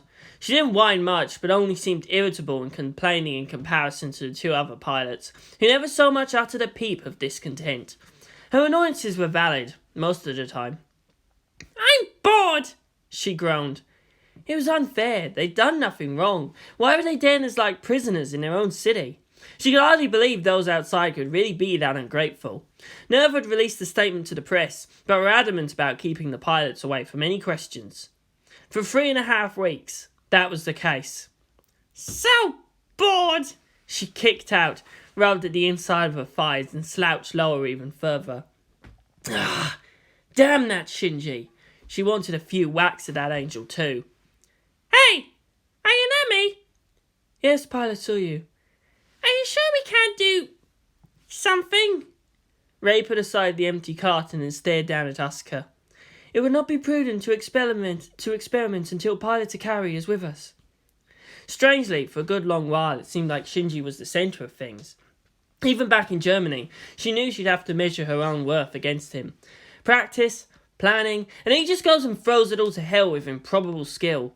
If he wasn't so humble about it, it would probably be even less irritating. For Ray, it was almost literal. He was the centre of her life. She made a promise. Together at the end of time. For that reason, she wouldn't hesitate to attempt to destroy even the universe itself. Masato was taking it hard. At least Shinji was unharmed, but a rapid devolution back into the slob meant the apartment was all but unlivable. Asuka smirked at the memory. Pen was with Hikari. She herself was stuck at the geofront. Shinji changed so much, people and events, that seemed unbelievable that the world should keep on turning and people living out their own little lives. As if he was never necessary in the first place. The changes he'd made, it felt all so natural and so right, that those he touched couldn't even imagine how horrible their lives really had been before he arrived. He slept. Things continued to happen. It was a full month since the attack before classes resumed in Tokyo 3 First Municipal Junior High. Not even it escaped damage from the attack, though arguably most of the structural damage was from unrestrained bolter fire. Students were amazed to see the clean, smooth front yard. They'd cratered all over that the last time they were at school. Concrete blasted out into pits, angel spawned guts all over the place. The creatures eventually wised up to just going up the stairs, but like Kensuke had predicted, only got in each other's way, all bunched up ready for a bolter burst. The air was sweet, the birds were singing, and the school looked the same as always. The students going in were the same as before and laughing with each other.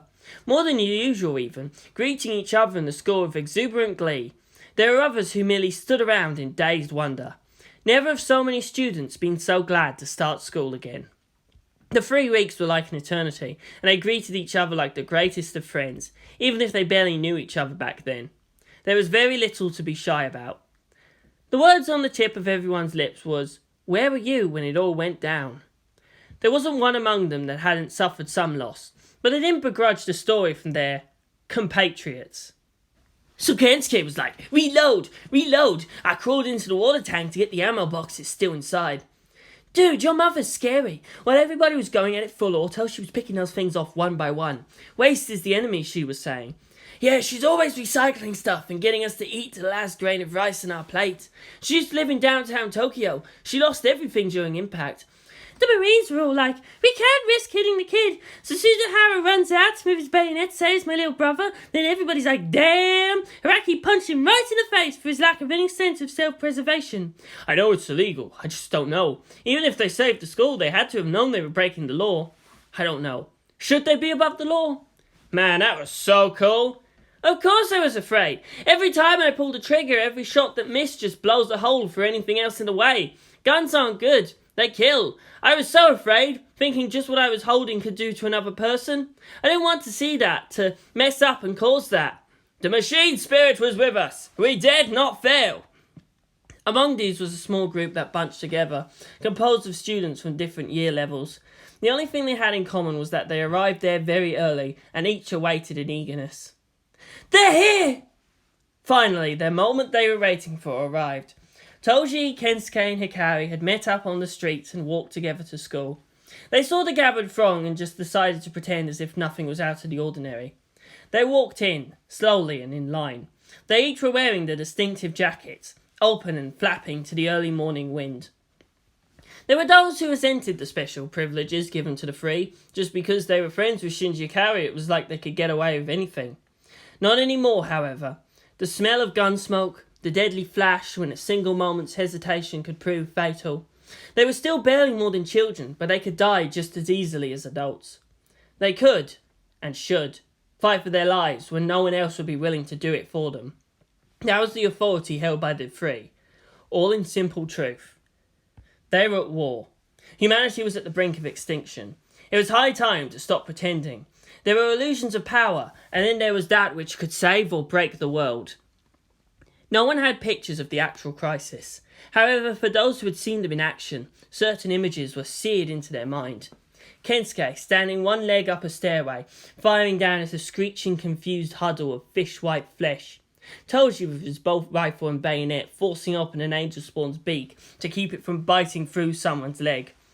Hikari giving gentle words to the wounded and tearful, her own bolt pistol used to make sure the fallen enemy were truly dead. "What the hell?" said one of the boys to his best friend. "Your nose is bleeding." For once, it wasn't out of perverted thoughts. It should be illegal to be that awesome out of just walking. Kensuke's glasses were just that. Mere glass.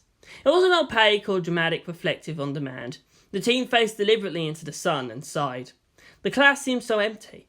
There were only 8 other students left, and of the whole school less than 100 out of all the year levels. Oddly enough, those who remained didn't seem discouraged. "Hey Kensuke," one asked, "are you packing heat?" He grinned and opened up his jacket to reveal the holster.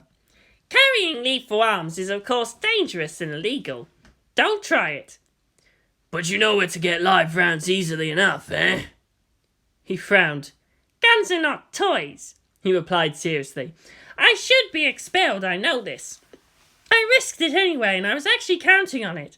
It just turns out that the principal was still in school at the time."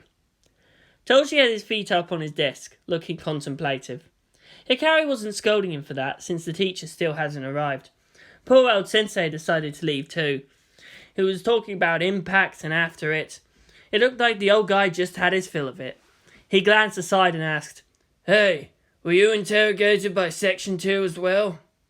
"They're surprisingly nice," replied Kensuke. The black suits were the only ones of NERV that were unequivocally liked. They were the ones out there defending the people. However, Kensuke had to note that NERV didn't seem to have any military force of its own apart from the Ava. "Of course, considering where I got the things, NERV doesn't really have the jurisdiction on me." The JSSDF covered for us. Instead of us giving them bolters, it was the other way around. It was never illegal to wear body armor. Hey, you guys! What will you do if something like it happens again? One of the students asked, ready to follow their lead. Both teens stared blandly at them. Stay out of the way.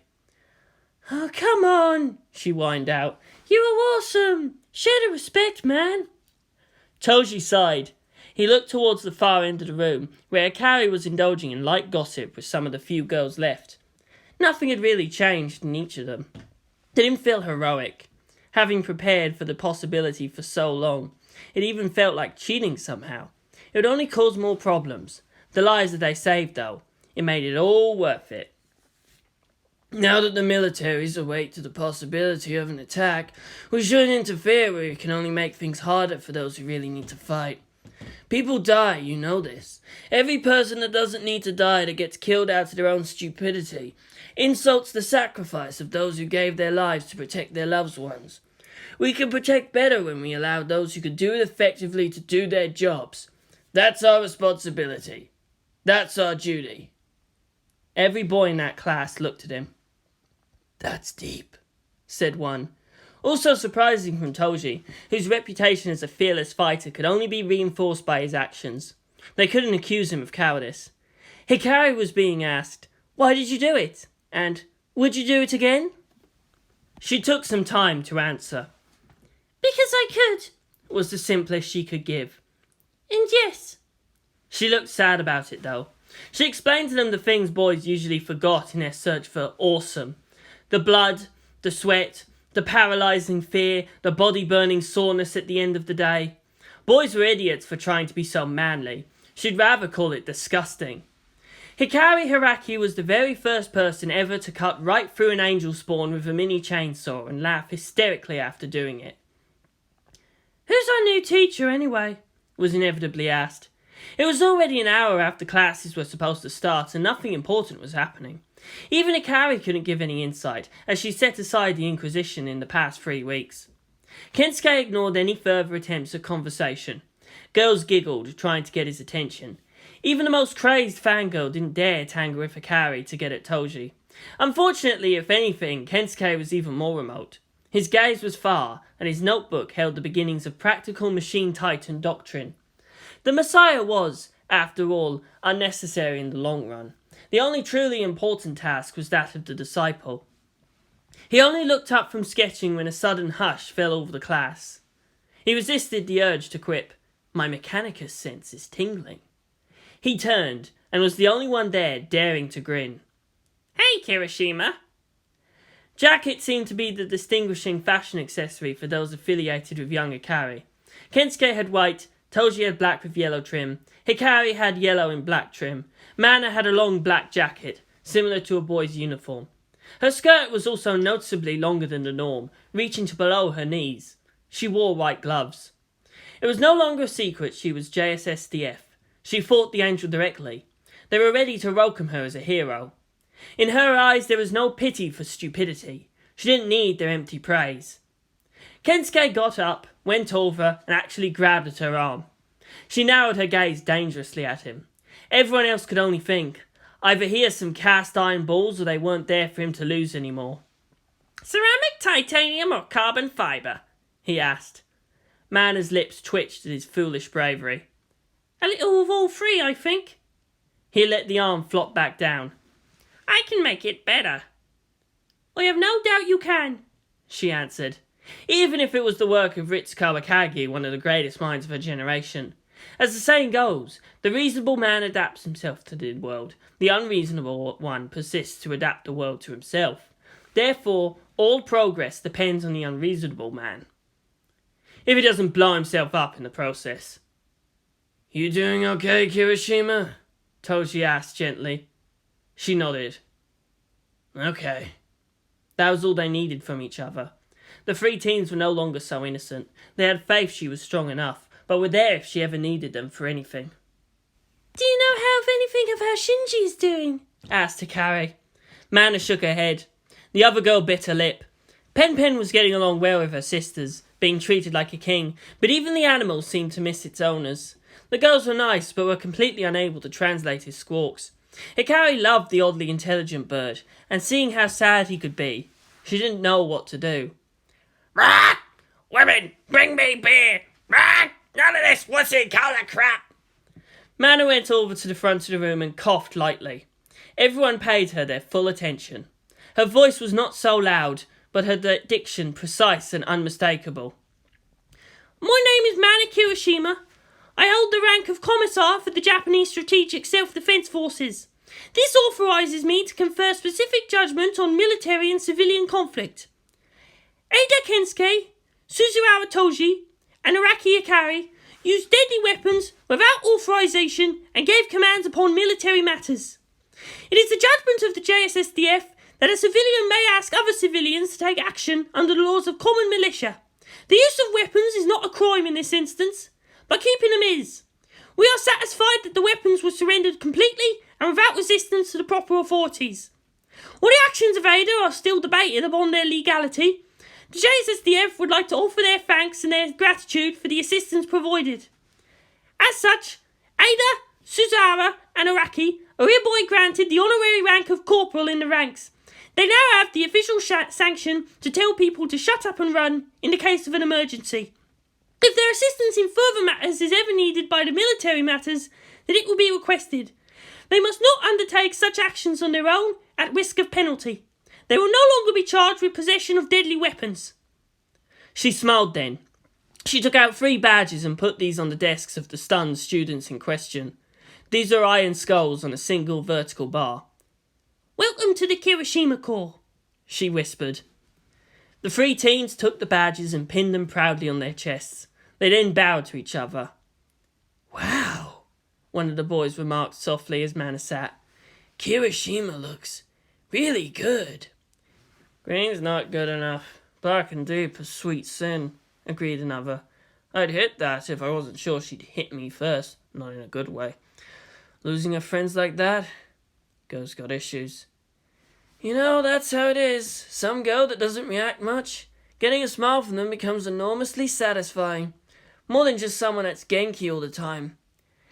Damn it, Hikari. I don't even know her that well, but damn it. You better be worth it. Make her happy. Pattern Shirakara Sakura was old and irritable. He had a detachable shotgun in his crutch and makes bolters in his spare time. He could get away with bad-mouthing a lot of people. Not that he'd ever exercised any hesitation with that anyway. Strangely enough, he was considered a good influence by everyone. Their smiles, more especially from young girls, only made him react with more humbug. The gangsters and juvenile delinquents were justifiably scared out of their minds of him. He used to be SDF, but retired well before Impact. He was that old. The only person he had left was a granddaughter in Tokyo. He retired back to the hills of Sendai, where in peace and solitude he tended to a garden and wrote to online military journals. When Impact happened, he was too old to be called back into service. Instead, he and his armory became the core of peacekeeping forces around the town. He became the de facto chief of police, the former having been murdered heinously by street gangs, and led a posse that took out most of the roving war bands of hoodlums. When order had returned, he rebuilt the SWAT from the ground up, and trained that for several more years even after stepping down as police chief. He was so looking forward to silent retirement, dying alone and in bed, as his granddaughter was certainly dead in Impact. He hoped she was at least. It wasn't a good time back then to be a pretty single woman in drowning Tokyo. He was too old for all this craziness. All his life he had to fight, from other kids making fun of his name and up to time itself, which cursedly refused to just take him when he had nothing left to live for. Sergeant Angelo de Leon was an oddity, a non-Japanese member of the JSSDF, wearily but unhesitantly defending the land that didn't know him. He was finally recognised as a full citizen in only the past 5 years, to be exact. He still didn't feel at home, but stayed anyway. He'd earned the respect and loyalty of his troops. He had to honour that commitment. He was an immigrant worker, staying in the country and doing various low-visibility jobs for money to send home. The victim of an illegal recruiter, he nonetheless endured it all since it was better paid than what he could earn back home. Since his educational background couldn't give him a white-collar job with the same financial rewards. After Impact, he had to fight tooth and nail for the right to survive. He joined up with the JSSDF, which in itself was the arm of the UN, as the only true secure employment of those times. The ones assured of 3 meals a day and a roof at night, and no one to hunt them down to take it away. The JSSDF those days were made of the remnants of the American bases, policemen and army troops with nothing left to defend, plus whoever would dare sign on for at least 5 years of tight suspicion. They were there, after all, to guard against the very army of the nation they were in, set apart by conscious design. It was pointless for him to return to the Philippines. For 6 generations his family had lived in a stone house near the ocean. His father was a fisherman. His father's father owned a dried/salted fish factory burned to the ground during the period of Japanese occupation, ironically. No, with the sudden tidal waves caused by second impact, he had little hope anyone of his entire hometown had survived. He didn't believe he'd be strong enough to see it. His wife, his son and daughter, his old mother, the scraped remains of their tiny plot of ancestral land. He was known for his nice, suicidal bravery. He considered himself a coward. He had nothing left other than his name and the respect of the fighting men with him. They were the only ones who accepted him fully, and to the JSSDF he gave his loyalty. Both the retired old warrior and the displaced soldier saw the look in each other's eyes, and knew then that this was a man they could trust as far as their own concerns didn't conflict. It wasn't an instant friendship, but both their reticent natures meshed well. They weren't ones for unnecessary talk. Who needs that emotional claptrap anyway? There were guns. They were mostly pistols and rifles, with a few of the less powerful submachine guns. All up on display, all unloaded. It was the ammo that was kept under heavy lock and key. The two were seated on a nearby metal table, with the unconventional new weapons upon it. "This is a bolter," said the old man, showing the gun. "The full-size 3-round burst 70 caliber bolt gun. Note the laser sight below the barrel, the sturdy all-metal single-cast construction. The bolt rifle's just a bolter with a folding stock and a longer barrel. The loading system's magnetic. There's only 2 moving parts in the whole thing. It's not as reliable as an AK, but you sure can whack someone on the head with it. This piece is designed for close-in work using the full power of bolt ammunition." Sergeant de Leon picked up one of the shells. It was stubby, looking more like an oversized pistol round. He could barely believe it could be in any way accurate. It also reminded him of a tiny naval round, so he could believe the potential damage. The bolter itself was a nasty-looking piece of metal. It was one flat, matte black slab with a winged skull moulded in brass onto the side. The muzzle brake made the gun barrel seem larger than what it should be, making the already oversized ammo that much more intimidating to the uninitiated. Sadly, the painful reality was worse than what they could imagine. "Is the recoil for this as bad as they say?" "Bad enough that unless you're prepared for it, it will really mess up your wrist. You're firing a miniature anti-tank round. The tip's smoothened out to keep it from over-penetrating. The 17.5mm bolt ammo's bad enough. This is too dangerous for use as anything less than a squad control weapon." "Ah, so it's only an SMG because the size of its ammo influences its looks. We really haven't decided yet how to classify this. Its punch is heavier than a machine gun, but smaller and easier to handle than a full-size assault rifle." "It's a bolter. That's all it needs to be." The soldier grinned. "This is so overkill, it's insane. And it's exactly what we need right now. I don't suppose you know the lunatic who designed this. I know NERV would never have let anyone get at their own plans for the great bolter." "As long as something's already known to be possible, doesn't really matter if nobody knows how it was done. Somebody somewhere's gonna try and prove they can do it too." He shrugged. He was privy to the fact that the bolter preceded the great bolter, but it would do no good to spread that around. The soldier hefted it, feeling for its balance. The weight of the ammunition in front of the grip lowered the sights. Add to the fact that the rounds had a shorter ballistic trajectory, and he could guess at a need to aim high. It wasn't as heavy as he'd expected, though. "What's the thickness of steel that it can penetrate?" he asked. "The truth is, not much. Even if this is a miniature heat round with a solid tungsten carbide tip, we don't really want it to pierce too much. There's no body armor that can stop it. Unarmored and lightly armored vehicles like Jeeps and those Humvees, the bolt rounds punch through and then explode, shredding whatever's inside. Still, while it's big, the 17.5mm has only similar performance to the 50 cal. It's the explosive property that gives it the edge." The gunsmith then put on the table a large bolt shell, one about the size of his closed fist. Sergeant de Leon grinned at it. This is the 100 caliber 25.4mm heavy bolter round, designed for the enemy en masse and taking out heavy armor. Solid, sharper tip and a shaped charge behind it. It's not really that effective against MBT armor, but you would have a good shot at lighter troop carriers, and hey, treads are always vulnerable. Around flesh bags, not a good thing to see. After it blows through, it explodes, sending all shrapnel everywhere. The gunsmith actually shivered a bit, despite his long, torturous experience of all the nasty things man could do to each other. And a heavy bolter's a full automatic heavy machine gun. These things should be called demon killers. If we had demons, anything less than this would be cool and unusual, mumbled the soldier. He went back to the bolter and held it up to the light. A big, unsubtle weapon. He could just make out the manufacturer's mark etched into metal. Also in tiny cursive. In his name, strike true and destroy the enemies of man. Interesting. The magazine was ejected. As he had expected, only safe bolt rounds. The old man was amazingly cautious. That was good to know. Why did you give these guns to those kids? Why did you take the blame for their having them? He was in his early 40s. The old man was in his middle 70s.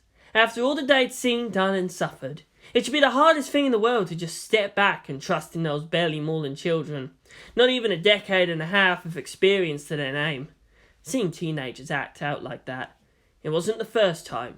Immediately after impact was crazy time. Not again, they said to themselves. Padan-san had gone to Tokyo Free at the begging of Chief Mitsugane, as he was the only one the town could trust to look after the young Ikari. He stayed, despite how he had to watch over more than just the boy. Sergeant de Leon was part of Kirishima and Company's security detail. Those strange and over-intelligent kids. The thought of taking orders from kids, they were trying to get used to it. It was inevitable. To tell the truth, I never really thought about it much. They went into the scene not expecting to be heroes, but just to save as many lives as they could. They're a lot more competent than the panicking or kill crazy. We saw it and just let them keep on going, just believing that they knew what they were doing. That's why. It's not a game. These aren't toys. They wouldn't have saved them unless necessary. Not even that machine worshiping Kensuke would use his gun just to threaten someone. And that was true. For such a gun nut, the number of times Kensuke fired his bolt pistols while in school could be counted in one finger. By comparison, Hikari had less restraint. To be fair, most of those annoyed bursts were aimed at Kensuke himself. I'm too old to keep on chasing after children. Those kids, they know the risks. They knew just what they had to do and why they had to do it. It's a strange feeling to know that no matter what we do or did, it doesn't matter. Those kids are holding the future in the palm of their hands. It's their choice if that future will be bright or ugly. We have no place in it. So you trust them, just like that. These are guns. The gun is a tool for killing. There's no way to disguise that. Guns kill. People just let them do so. What disturbs you more? That they're children? Or that they're so good at it? That brought him short. My God, he whispered, shaking his head. It took the soldier long to answer. He had both the benefit and drawbacks of always seeing the situation from an outsider's perspective. It gave him a certain valued objectivity in most states. It's not right. Not right at all. Maybe. The old man looked out to the street, but his gaze was distant beyond that. But someday you really should meet Shinji Ikari. The world will make sense again. The road without faith will never make sense, de Leon replied. He wasn't an atheist, at least not that he believed in science and reason over the existence of deities. There might be God or gods. He accepted the possibility. It was his faith in the grand plan that was crushed. If they existed at all, they were liars and hypocrites. The old man was merely too old to care. He'd long made his peace with the measure of his long and bitter life. The young would own the world, and he, while he still lived, he could help in making sure his mistakes wouldn't be repeated. The soldier put down the bolter, stood up, and bowed. He left after thanking the old man for his time. The bolt weapons would be useful. Inez was already on the contract for the JSSDF. He could already imagine the friction these strange, New and very powerful weapons would cause between them and the regular military, not to mention NERV. The balance of power had to be maintained. He sighed. Science and technology and human knowing. That too was tainted by human greed and malice. He found it hard to have faith in that, when he can see the military heads posturing and puffing out their chests, the politicians preening, and the scientists of the frantic race to advance their own aims and reputations. The fruit of the mind has its taste leached out from the sap of the soul. Perfection cannot come from flawed beings consumed in their own flawed yearnings. Objectivity, he supposed, is merely to see that true objectivity was impossible for mankind to touch. Nothing was pure. Man can't save man. Man was made to endure, nothing more and nothing less. That was his personal belief. That was why he let those kids go. He was low enough in the command structure that nothing he could do or be done to him would really matter. He'd nothing to really care about. Those kids looked like they had everything to lose, and went out there anyway. He pulled the hood of his jacket over his head as the rain began to fall, slowly at first. Tokyo Free. What a crazy place. He'd long abandoned his faith in that the world would ever show fairness and reason. Thus, Tokyo Free, to him, made perfect sense. They'd buried their friends as heroes. The caskets were empty. The whole idea of funerals and all the wasteful symbolism, it was more for the benefit of the living than the dead. It was perhaps for the best she wasn't awake to see the spectacle they made of their untimely deaths. Mana Kirishima stood there in the graveyard, under a red umbrella. The only sound she could hear was the patter of raindrops. She stared down at their names, etched in gold into vertical black stone pillars that served as their tombstones. Here lies Musashi Lee Strasberg. Here lies Keita Asari. She actually smiled a little. The size of the characters remained the same, making the one on the left crowded and the other with plenty of leftover space. Like them in life. One active and trying so many new things, but ultimately messy in his affairs. The other conserved his words, keeping to himself, but calm and efficient in his methods. She put down flowers. In the old days, people would pour sake over gravestones as a sign of their respects. Her friends died without ever knowing the taste of that. Not even as a joke would the military allow them alcohol. Mana poured a sports energy drink over Musashi's stone. She opened up a pack of potato chips and sprinkled it onto the ground around Keita's. Her offerings were being washed away. She still felt so numb. The sky seemed to be crying for her, since she was no longer able to. I'm sorry, she said again. Mana knelt, uncaring of the damp grass soaking her skirt. We kept on pushing and pushing, and now...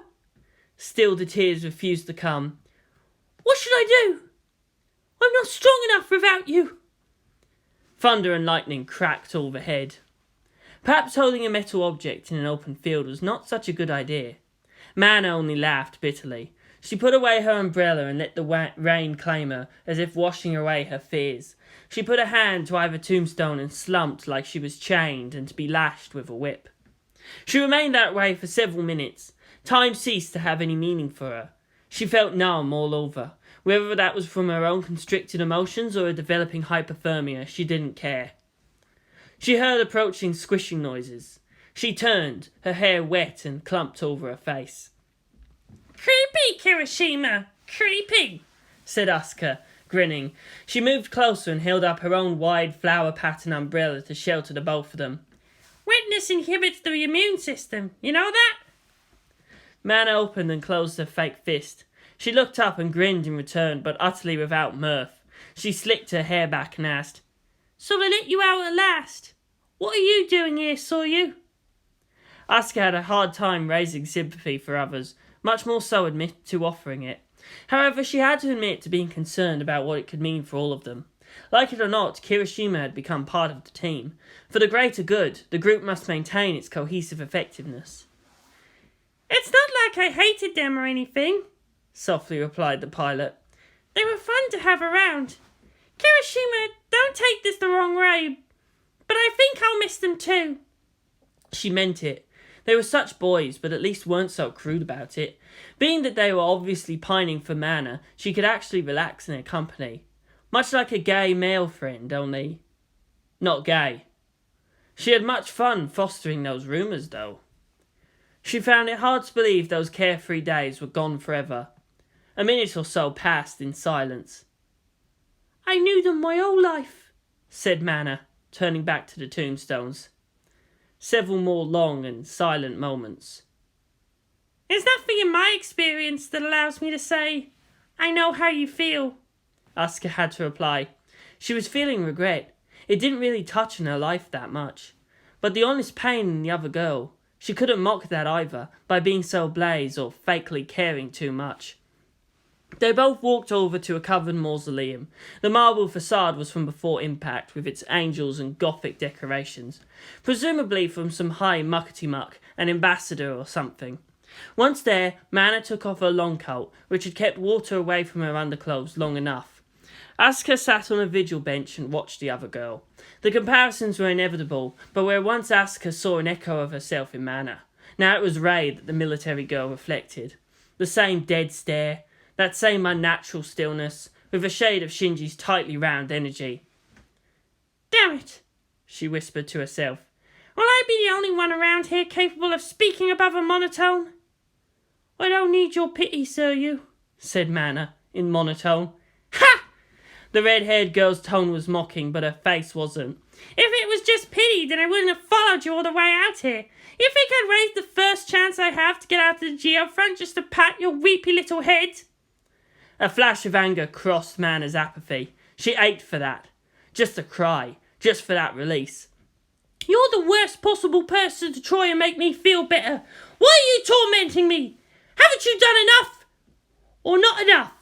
I'm sorry. Are we stealing your glory, Langley Sawyer the Great? It came as a surprise to both of them. It was Asuka whose eyes were somewhat teary. The insult was too great. She could never be that callous. Apparently Mana had belatedly realised that. Her own tears still refused to flow. She was an officer of the JSSDF after all, with her own pride. What followed was beyond mere description. Slapping, hair-pulling, screams and taunts at the doorstep of the dead while a storm raged above. Clothes were ripped, bite marks were left. Suffice it to say it was awesome in its own way. And at the end of it, they were leaning shoulder to shoulder and laughing. Siryu, thank you, said Mana, between gulps of air. I needed that. You can't blame yourself, Kirishima. That won't bring them back. Do you really think they'd want you to just lie down and wait for your own death? Mana closed her eyes and inhaled the stiff wind. The rain was still roaring. She felt buzzed, adrenaline flowing through her veins. She could almost hear them, what they would say at seeing her so sad. If you wish to remember us, then remember this. We loved you so much that our lives were nothing compared to your happiness. So be happy, Mana. Live on, Mana. For us. No. I guess I'm here to kill angels. I won't forget. You died for me. I'll kill for you. Asuka laughed. I wish I could have been there, fighting. It sucks being so useless. She allowed her own uncertainty to shine through. I can't believe you'd accept that. I know you're stronger than that. I'm not a soldier like you. But when we stop fighting, then we stop living. Asuka had only really suffered one serious loss in her life, that of her mother. That had shaped her into the competitive girl she was. There were very few things she actually valued, and losing them would be keen tragedy. A worthy rival was one of those few. She could no longer assign that to Shinji, being that his tendency to give reality a Reggie pushes him from an ace towards mentor category. Rei was the uncompromising confidant, since everyone knows Ayanami never lies. Simply by keeping secrets from Gendo, her respect for the other girl pilot rose by several notches, her angel nature notwithstanding. To dwell on that would be to acknowledge her own mortal ambiguity. Asuka was aware she was assigning capital letters in her own mind. She'd learned that other people weren't quite so clear-cut, but needed to classify them anyway. It was methodical, it was convenient, and for the most part it worked. Even events could be predicted according to patterns. This, incidentally, was from advice by Ritsuko. Don't panic, the scientist said offhand. Everything must follow some rule. Even chaos repeated itself infinitely. Asuka might be second in terms of actual combat, but the scientist was pleasantly surprised that the girl held a brilliant mind inside that axe-crazy interior. Of course, one doesn't graduate from university at 13 just by influence alone. Ritsuko wondered, is that what motherhood felt like? She refused to bear Gendo Ikari's seed, dosing herself with the same ovulation suppressants that she pumped into Rei. To shape Asuka as her own successor. She had to admit it was appealing. Maya had her own road to take, to discover her own limits outside of her teacher's shadow. However, this brought into question what happens when two complete genre-savvy persons went head-to-head. Would reality break down? Even faster? The girl stared out at the rows upon rows of tombstones, all soldiers dead in the line of duty. Actual civilian casualties were magnitude greater. The rain was slowing down, but that only seemed to make the scene sadder. Not even the sky could weep forever. Crap, said Asuka. My clothes are ruined. And they were so stylish too. A pale tan dress with an orange vest to match with her hair. There was a rather large rip down her skirt. Silk was supposed to be such a strong material. I can hide this under my long coat, Mana impishly replied. Not like you have anything much to hide. Mana looked down, then to Asuka. All right, that's it. Round 2, she growled.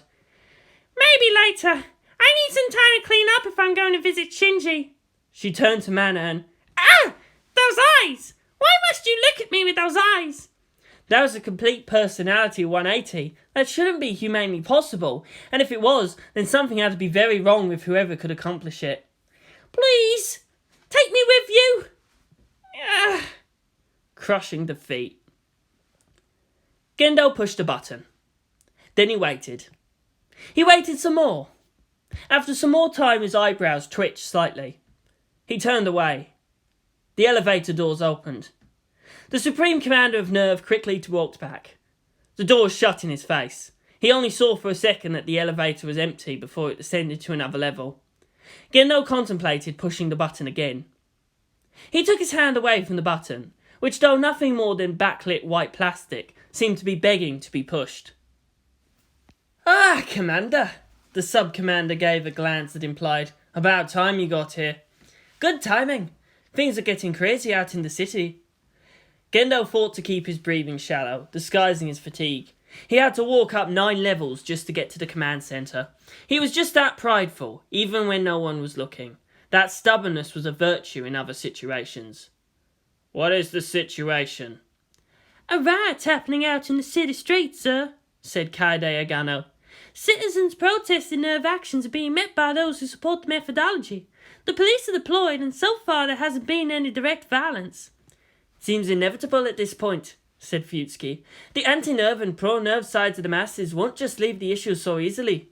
Anti and pro are carried, to be precise, but everyone in NERV just pretended the conflict was less personal than that. Politics and pain mix well." "This is not the first time this happened," Gendo replied, already in his command seat. "It's raining out there," Masato offered her insight. "They're staying anyway. It's more than just the inconvenience. That's not enough to drive them away. Tear gas would be less effective, and water cannons won't work if they're that determined. We can't just push the two sides away." The main street held 2 writhing masses of screaming people with the riot police between them. The men in gas masks and plastic shields were clearly outnumbered. The mob kept the supporting vehicles such as ambulances and fire trucks from even getting through. Harsh words were being exchanged through the gap from all 3 sides. And apparently even the police had grievances and conflicts with the 2 extreme viewpoints. "Have all NERV personnel been recalled?" asked Gendo, the safety of NERV paramount in his mind. "Where are the pilots and the other essential personnel?"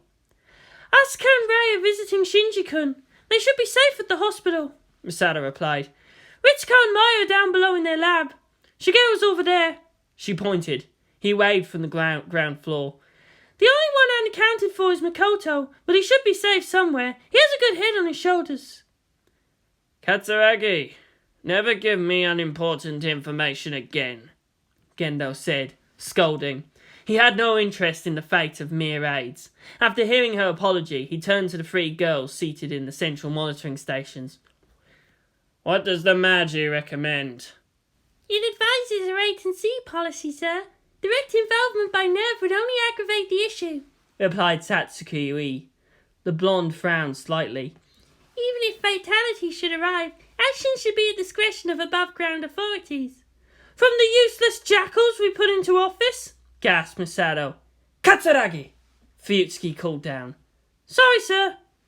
The Magi was supposedly a creature of pure logic. Its decisions had the force of brute statistics. The surface was only in the loosest sense of value to NERV. Conflict, once escalated, would quickly burn out its most dangerous elements as the masses realised the stakes of direct action. The Magi saw the roots of the movement and found no correlation to revolution or policy-changing agendas. Just one big angry mob against another. NERV was incidental to the question. The supercomputer was not meant for psychological analysis. However, the Magi was more than just uncaring about the eventual lot of meatbags. It fulfilled programming to keep the city running smoothly, but when it comes to decisions regarding humans in conflict against another, its solution often bordered on contempt for either. Humanity was its own problem. Not that anyone thought the Magi, being just a computer, could feel contempt.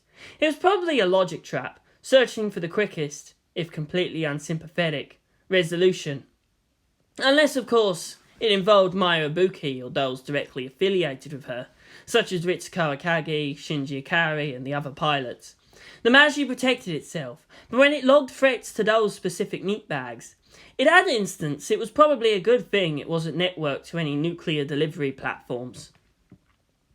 Meanwhile, in the 14th floor of Tokyo 3 Triple Towers, Makoto Hyuga was hiding away in the dressing room, ignorant of the situation. His most pressing concern was his impending humiliation.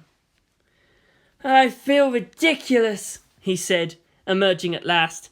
They cheered and whistled as he showed himself into the room where gathered most of the art crew. He found it easy to relax and make friends with the people of Mini-Storm Studios, and once off his shift he was always welcome to just hang around their office. Although a consultant, they couldn't really pay him for his ideas until the production resumed. The manga enthusiast was just happy to be around those who recognised the worth of a good story. There was a distinct thrill in building a self-justified setting, making up consistent rules of magic and logically arching plots. They offered a distinctly different sort of camaraderie from NERV. There was a certain satisfaction in helping there that he couldn't get out of the daily grind under the geofront. Actually, you look good, said Kodama. She followed, putting a round piece of cloth on his head. Here's a skull cap since we can't actually shave your head. She stepped back and looked at him carefully. Makoto was in monastic robes, earth-brown in tone.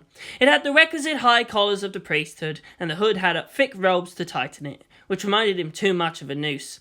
There was a thick sash that was tied into a wide belt for support with the many large pouches it sported. There was a thick-bound book hitched to the side, which severely unbalanced his stance. He was forced to stoop down a little to keep from pitching over. Nice, said another of the character designers. It fits you. Then again, we did use your likeness for source materials. Not that I minded, but is that even legal? I don't recall anyone ever asking me if it was okay to have my name and face used in a movie. That's one of the tricky portions of NERV's existence, replied a rotund man named Yanda, the executive director. NERV is something of an armed force while still a corporation. It's under no one's jurisdiction. You people only obey the UN because that's where your pay comes from. It's weird. When NERV said it was okay, it speaks for all its employees, since it's like you're part of your own little country. Makoto winced a bit.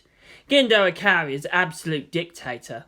Now, if that was actually literal, the only thing that can make it bearable was the bright possibility of his heir.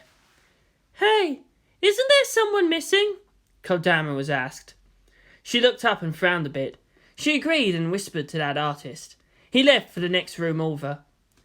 When he returned, Makoto asked, I thought Evangelion Fantasy Battle was, well, a fantasy. What am I supposed to do with a chainsaw? Chain sword. The second movie is supposed to mix in elements of steampunk, as the third city makes contact with another kingdom. It's all a complicated plot by the warp gods, though, who are the ancient enemies of the star gods. Even the side characters, like, say, the bronze cleric, get the chance to kick ass when the heroes are trapped by their own powers. The NERV lieutenant took the chainsaw offered to him. It was surprisingly light. Hey, it's not a real chainsaw. Kodama gave him a look to the effect of, duh.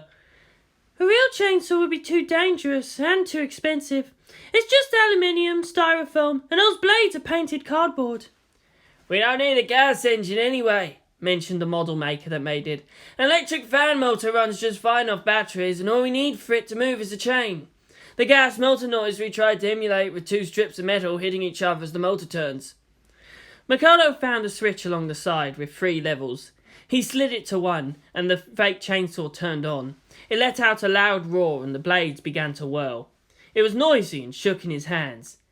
Sure sounds authentic, he agreed. Now hold still, Hyuga-kun, said Kodama, having ready the drawing pad on her lap. She licked the tip of a pencil and began to quickly sketch. Concept art had its place, but a live model allowed her to see just how it would appear as a finished product, whether or not it would be good to animate. Intentionally and impossibly cool clothes were just lame in real life. A little extra layer of realism never hurt, and for the sake of marketing, the studio actually began with the wardrobe before putting the character sets together. One of the other artists rushed in, breathless. Hey, he gasped out.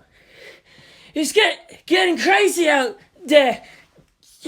Check it out.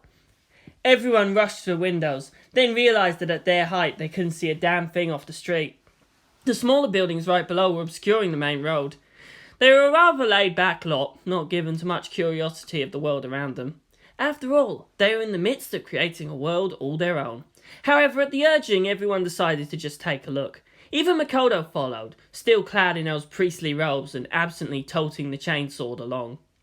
The other occupants of the building milled around the foyer.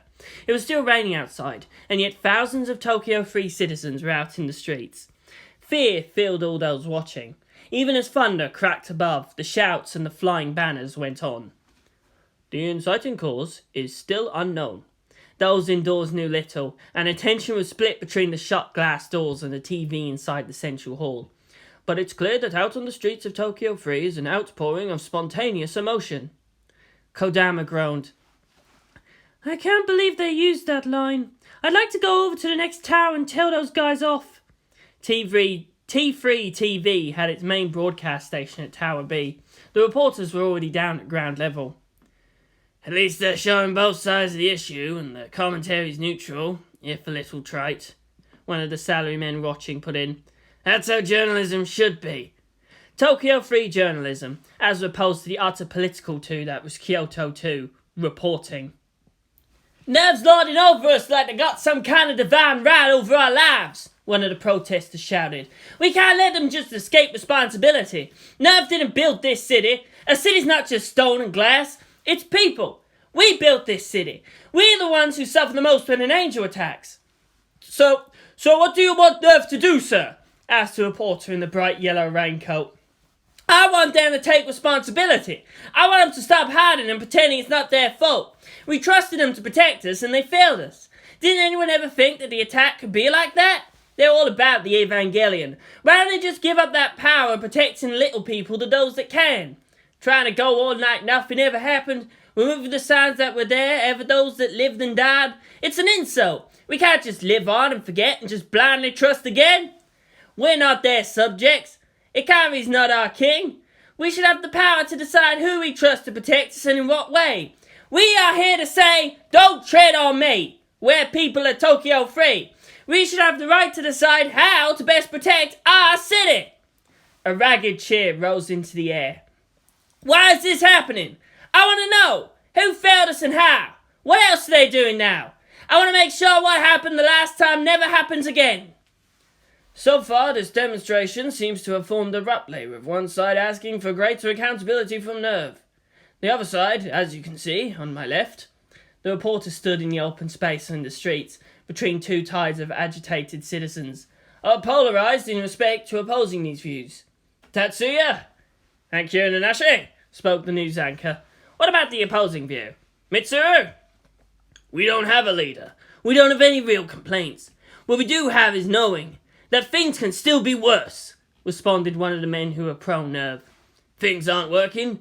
No. We should be grateful that the measures worked as well as it did. What do we know about the angels? What are we willing to give up for our safety? We knew the risk when we chose to stay here. We built this city to live in, to defy the forces that want us to live in useless fear. They're not the only ones who lost their loved ones. That's why their attitude makes me sick. They couldn't protect their own people. Only NERV could have killed the angel. Who could do better? How ungrateful! How stupid! The last part was shouted over to the other throng. The screen split to the camera feeds from the two reporters. It's okay if even more people die? It's okay for us to give up our loved ones because it could have been worse? Fuck off! The only reason it wasn't as bad as it could have been was because of independent action by other civilians. NERV killed my family, the same way I can blame the angel. Who did you lose? What are they giving you for kissing ass? How dare you? I loved my family. You can't say I loved them any less than you ever did. How dare you try to pass yourself off as a martyr? I'll burn you! I think I'm getting the gist of why this is going on, said Kodama. Those poor people, they're all hurting. That was what made it more frightening than just the mortal terror of an angel attack. Everyone watched, unable to do anything, knowing that the slightest misstep could push things over the brink, and it would be gruesome. Why isn't NERV doing anything? Someone asked Makoto. We can't. NERV's a paramilitary division. What do you expect us to do? The police are already out there. We don't have anyone else to add. The only thing we can muster is the Evangelion. And what are we supposed to do with that? We aren't even allowed to mobilise without approval from the JSSDF. The TV then sounded out. There's a JSSDF base just outside the city. Why aren't they doing anything? According to our observers, that is, people on the higher floors watching the city skyline, the military has deployed forces around the city. They're not approaching any further than the city limits. We're trying to get the base online for their reasons why. Ring ring. Ring ring. Eventually, the communications was picked up. The news studio was redirected to another line towards the commanding officer of the base. General Asagiri, this is Hisoka Tama, T3TV. Why aren't the military moving to quell public disorder? That's not our job, was the overall message of what he said. The JSSDF is not authorized to operate within the bounds of Tokyo Free without permission from NERV. Even then we can't help with that.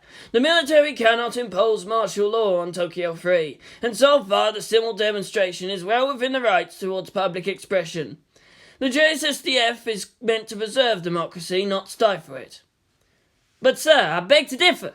This could get ugly. Will you just stand by if the protesters start tearing into each other? Sadly, without orders we can't do anything. Tanks and heavy guns won't help things. Our non-lethal options are limited. We'd have to strongly consider the level of the disturbance and the risk of inflicting further violence. But the news anchor seemed at a loss for as well. We can see it. The police won't be able to handle it. Can't someone do something? I'm deeply sorry. You'll have to talk to NERV about that. The military just can't interfere so simply in civilian affairs, he longed to add. That was the slippery slope the JSSDF itself was made to serve as warning against. It was out of their specific area of authority. Even for good reasons, disobeying standing orders and violating the very principles by which they were founded. He had to remain, or be replaced by someone who wouldn't understand the consequences of what was happening. Then, static. Jamming the broadcast may have unintended consequences, Akari, Fuyutsuki had to mention. It's bad enough that we're under question of civil rights abuse. Information is power, Sensei. You know that. If this somehow peters out, then we will have done no harm. However, if it inevitably does lead to violence, then having that displayed all to the world will only harm us. Harm us? Masato scowled up at the commanders. So we're just going to do what these people are accusing us of and do nothing when they really need our help? This is not our responsibility. This is the jurisdiction of the police and the city council. But the Magi runs the council! Then we should do as the Magi says. Bastard! Katsuragi, I will not tolerate insubordination. All they need is some acknowledgement. Sure, they might hate us if we show up. Even the ones who support us will resent that we can't really give them what they want. But at least, some words.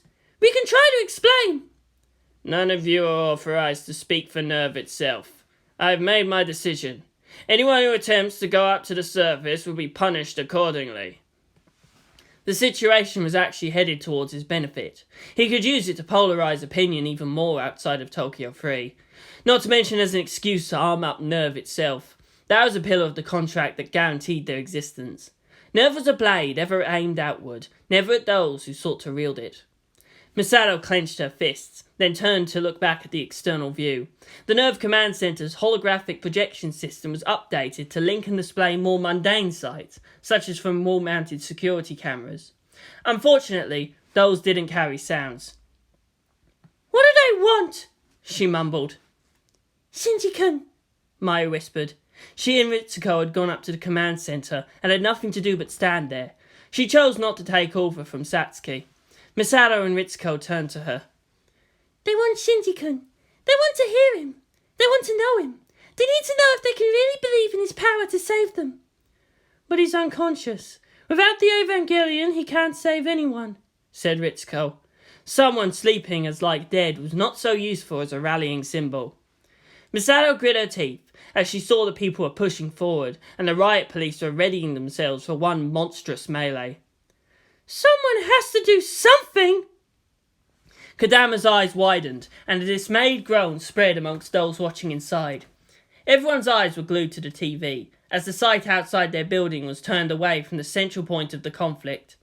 The mobs outside were starting to throw whatever loose thing they could get their hands on at each other. The police were as good a target as the opposing faction. They were unwilling to take action just yet. Taking out the tear gas, throwing that it would set off all the action. They hoped no one brought Molotov cocktails, even if it was still raining. It was starting. It couldn't end well. Nobody out there was listening to pleas to stop. The hurt went too deep, the anger running too hot and too high. "Someone should do something," Kodama said woefully. "But there's nothing anyone can really do. Right, Hyuga? She blinked as she turned. She stood up and looked around. "Where did he go? Where did he go?" The employees of Ministorm Studios glanced at each other, then to the front door. It was locked from the inside. It was now slightly ajar. "Ah, shit," they said at once. Makoto didn't consider himself a particularly brave person. Just talking to Masato was already difficult, yet he found himself moving with ease. Fear had him, but its grasp was loose. "What the hell am I doing?" he asked himself. He felt almost a prisoner in his own mind, except that he still held full control of his motions. It's just that he didn't want to stop. NERV was the cause of all that suffering. As a man of NERV, he felt he had a duty to step up and speak on their behalf. Someone had to do something. Might as well be him. "It has to stop!" he shouted inside. "I can't let them go through with this!" For what did Shinji offer his being to the Evangelion? What was the use of his pain and his anger, if it's the people who destroy themselves? The boy could protect them against the angels, but not from themselves. He pulled the hood over his head as he stepped out into the rain. The vestment was made out of tough canvas, water-resistant to a degree. The drops darkened the dull brown colour. It was strange to look up to someone younger and shorter than yourself. However, Makoto had little problem with that. He knew it was perhaps like identification. Shinji Ikari seemed like a younger, purer, stronger version of everything he so wished he was. The confidence, the utter certainty, the ability to attract beautiful women older than himself.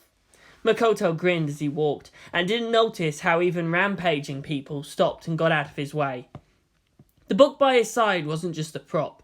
It was the literal Evangelion Fantasy Battle Bible, wherein the Ministorm put in the history, the character and mechanical designs, and official canon of the whole franchise. Just carrying it shouldn't give him any of the comforts of faith. But it did. He emerged out into the clearing remaining in the middle of the main street. Thunder cracked and lightning flashed. The rains fell harder and in whistling torrents. There was something about the distinctive sound of a chainsaw that cuts through all these. More so with the Ministorm's chainsaw, prevailing over a macrostorm by its artificial reverb, greater than what real chainsaws were ever meant to sound like. Makoto held it up to the sky. The sound of it, the intense, unsettling growl, seemed to claim the sky and all their attention. Makoto dropped his hand. He walked over to the police line and everyone there tensed up. It was bad enough being outnumbered 100-1. Now there was some maniac with a chainsaw. Riot police weren't issued firearms, lest in the confusion they'd be tempted to use it. Wooden tonfas, plastic shields, chainsaw. Not good. "May I borrow that megaphone?" the priestly figure asked, holding out open his free left hand. The officer handed it over, shakily. Makoto walked back and faced both sides in turn. He amplified the roar of the chainsword, then put the megaphone to his mouth. He smirked. His glasses glinted from a lightning flash. He felt as if burning inside. He longed to pull off a litany of eloquence to silence their doubts, to burn their fears, and to light the way back to reason. He felt powerful, unmovable, capable of commanding mountains to move out of sheer force of personality. What would Shinji do? Hello? Hello? My name's Makoto Hyuga and I work for NERV. Please, just calm down and I'm sure we can address each and every one of your valid complaints. It was also much easier to be compelling and to move mountains when you were inside a nigh undefeatable war machine that rips apart the laws of physics each time it sets out, and has its own built-in voice amplifier. Shinji wasn't some bully to force his own will upon people. His words, behind the ravings, held the unstoppable force of reason, simply the best course of action for everyone involved. NERV! That knowledge quickly spread through the street. The two sides pushed out, the police quickly moved to surround him. Makoto again revved the chainsword. All stopped, as if hypnotized. You have something to say, he said, his voice low and precisely threatening. Let me hear it! The news reporters took advantage of the lull to push through towards him. Hyuga, aren't you the one who took a ride in Magno's Tancred? Yes, that's true. We had to use his nuclear reactor to power the doors to the launch elevators. He made a one-handed praying gesture. We are grateful for all they've done. His voice had returned to that gentle, conciliatory tone. Incidentally, the chainsword was off again. Is that a real chainsword? Asked the cameraman. His eyes glinted dangerously. He laid it upon the cameraman's other shoulder and let him feel the slight breeze caused by the shard's rapid cycling. He put pressure and shook his hand a little to simulate the rate and vibration. Authenticity wasn't so much a problem anymore. The cameraman had to consider the chances that it was not a real chainsword was not worth testing it upon his flesh. That was pretty much the reason why thousands of people stopped jostling to get at each other. The threat of guns was one thing, but no one wanted to be the first to be torn limb from limb if the psycho preacher guy decided to lose it. Makoto answered the reporter's questions with rational calm, utterly at odds with the grim face he was wearing. That made it all the more unsettling, and no one dared ask why he was dressed like that. The last angel, in addition to spawning ground combat creatures, also used its AT field to disrupt all means of electronic communication. That was why the military couldn't respond until it was too late. No one had any forewarning, and NERV's own cable-linked sensors were shut down because we had no power. Could the angel have caused that? Makoto shook his head slowly. There was total power system shut down and it was before the angel arrived. We didn't have the means to detect its approach. No, I'm sorry, but it's impossible for the angel to affect things below the geofront. I'm afraid there's only one answer. Sabotage. Sabotage? The reporter touched his earpiece. Are you getting this? Hello? The answer was garbled. Hyuga-san, couldn't it have been a fault within NERV's own systems? It wasn't deliberate on your part, like a test or something like that. No. Total power loss should be impossible. Even if the nuclear reactors that power NERV in this shitty city should fail, then there are diesel backups. Then behind that are battery emergency stores. For all three to shut down. We wouldn't have done that. We're NERV. It's our task and our pleasure to see the angels dead, not to make it easier for them. We didn't expect it. We didn't want it. Then why? Asked the reporter. He'd sent his family away, but remained in the city. He was one of the lucky ones. The shelter they were in remained intact. For that point, the Marines were going to town with bolt rounds. The fear, though, every time an angel attacks, to die suddenly and uselessly. And someone wanted that? Inconceivable! Yeah! Shouted someone from the protesting group. Who'd be stupid enough to sabotage NERV? It's too much of a coincidence that the angel arrives just as NERV gets cut off. Exactly, replied the lieutenant. His chainsword grumbled briefly. The angel attacked in the knowledge that we couldn't fight back. Examine your hearts. The only way that could have happened was by human hands. We are NERV. We exist to send the Ava into combating the enemies of man. But the greatest enemy of man is always man. No way. A traitor? Who would want the angels to win? That's impossible. Makoto looked up at the sky. Lightning flashed. Search your feelings. You know it to be true. You have suffered and you have bled. You have lost the precious people in your lives. The city had known suffering, and you will have to suffer some more. You know this, yet you remain. You strike out in anger, searching for someone to blame. And if you must, then it is not each other. Someone wanted this. Someone knew it would happen. Someone who loathes the very ideals we are fighting for. We of NERV, we were arrogant in thinking the angels were our only enemy. The foul Xeno is cunning and malicious, and the heart of man is weak. It is detestable to me, but there is no other explanation. Among us walks those whose hearts are attuned to chaos, and relish this misery we have. They believed him. Kendo had said very much the same thing, but no one was truly convinced. It seemed all too far-fetched and convenient. Perhaps it was the lack of a goatee that helped Makoto's case, or the presence of a chainsword. His sincerity in his own pain was unmistakable. Though his garb was of Western influence, everyone hung on to his words. There was instant acceptance in the Far East for religious advice, if only because for the most part the religious orders rarely so obviously interfered in secular matters. Wisdom of the heart, paired with reason of the mind. Second Impact brought about many a crisis of faith, but to those nations with Buddhist influences, there was nothing new about the idea of a world that hated mankind. He raised his chainsword again. The blade sang. His mouth was opened in a pained grimace. Within him blossomed such regret, such anger. The world was so very, very wrong in so many ways. Can it ever be fixed? What these people need is you, Shinji-kun. They need symbols. The Ava and all its power. They need to know that they wouldn't be just crushed unknowingly under its feet. You are the face and heart behind its ferocity. For what meaning is there to those who sacrifice their lives for your sake, if you would lose it in pointless rage against each other? You will not tarnish their sacrifice. You will not face the departed with the blood of senseless murder upon your fingers. It stops here. There will be no more suffering this day. Who the hell do you think you are? Someone yelled out. Why should we do what you say? Who gave you the right to tell us what to do? However, harsh as the words may have been, the tone was begging. Makoto patted the book and swung the chainsaw. Violence is not the solution to your problems, and yet here you are all the same. If it is death and to rejoin your loved ones that you seek here, then let it be granted.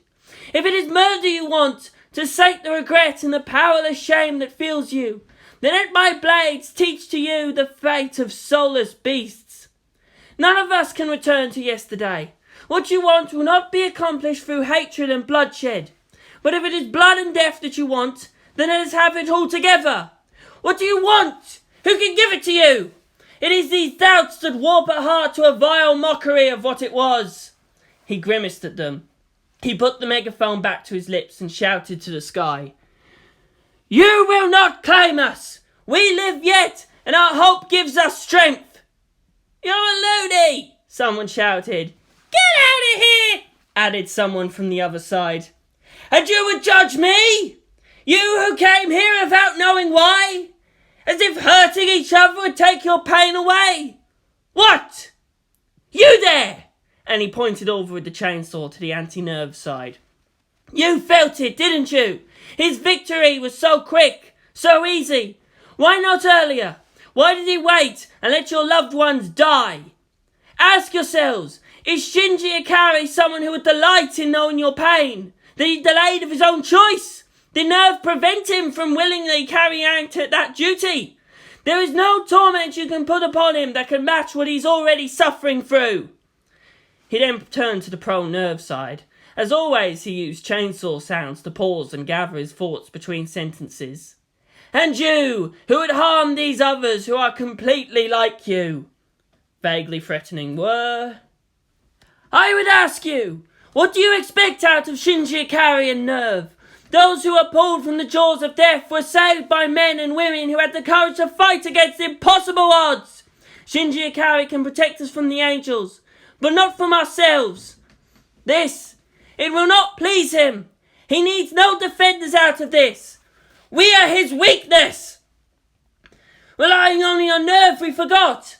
The angels are the enemy of all humanity. We must honour the fallen by living without fear, to save other lives in the way that we were saved. You cannot expect Shinji Ikari to solve all your problems for you. He can't give you peace. He can't bring back the dead. He's not here to save the world from itself. What Shinji Ikari brings to all of us, and he lifted his chainsaw high into the air and let it rev loudly, is revenge! Crack. Boom. The strength of humanity is within Shinji Ikari. The strength of Shinji Ikari sustains humanity. If we turn from this, if we are made to lose sight of this, we will become the lost and the damned. The boy fights for our sake. We will not waste our lives. In his name, Titanicus, Principio Eternus, the enemies of man will die.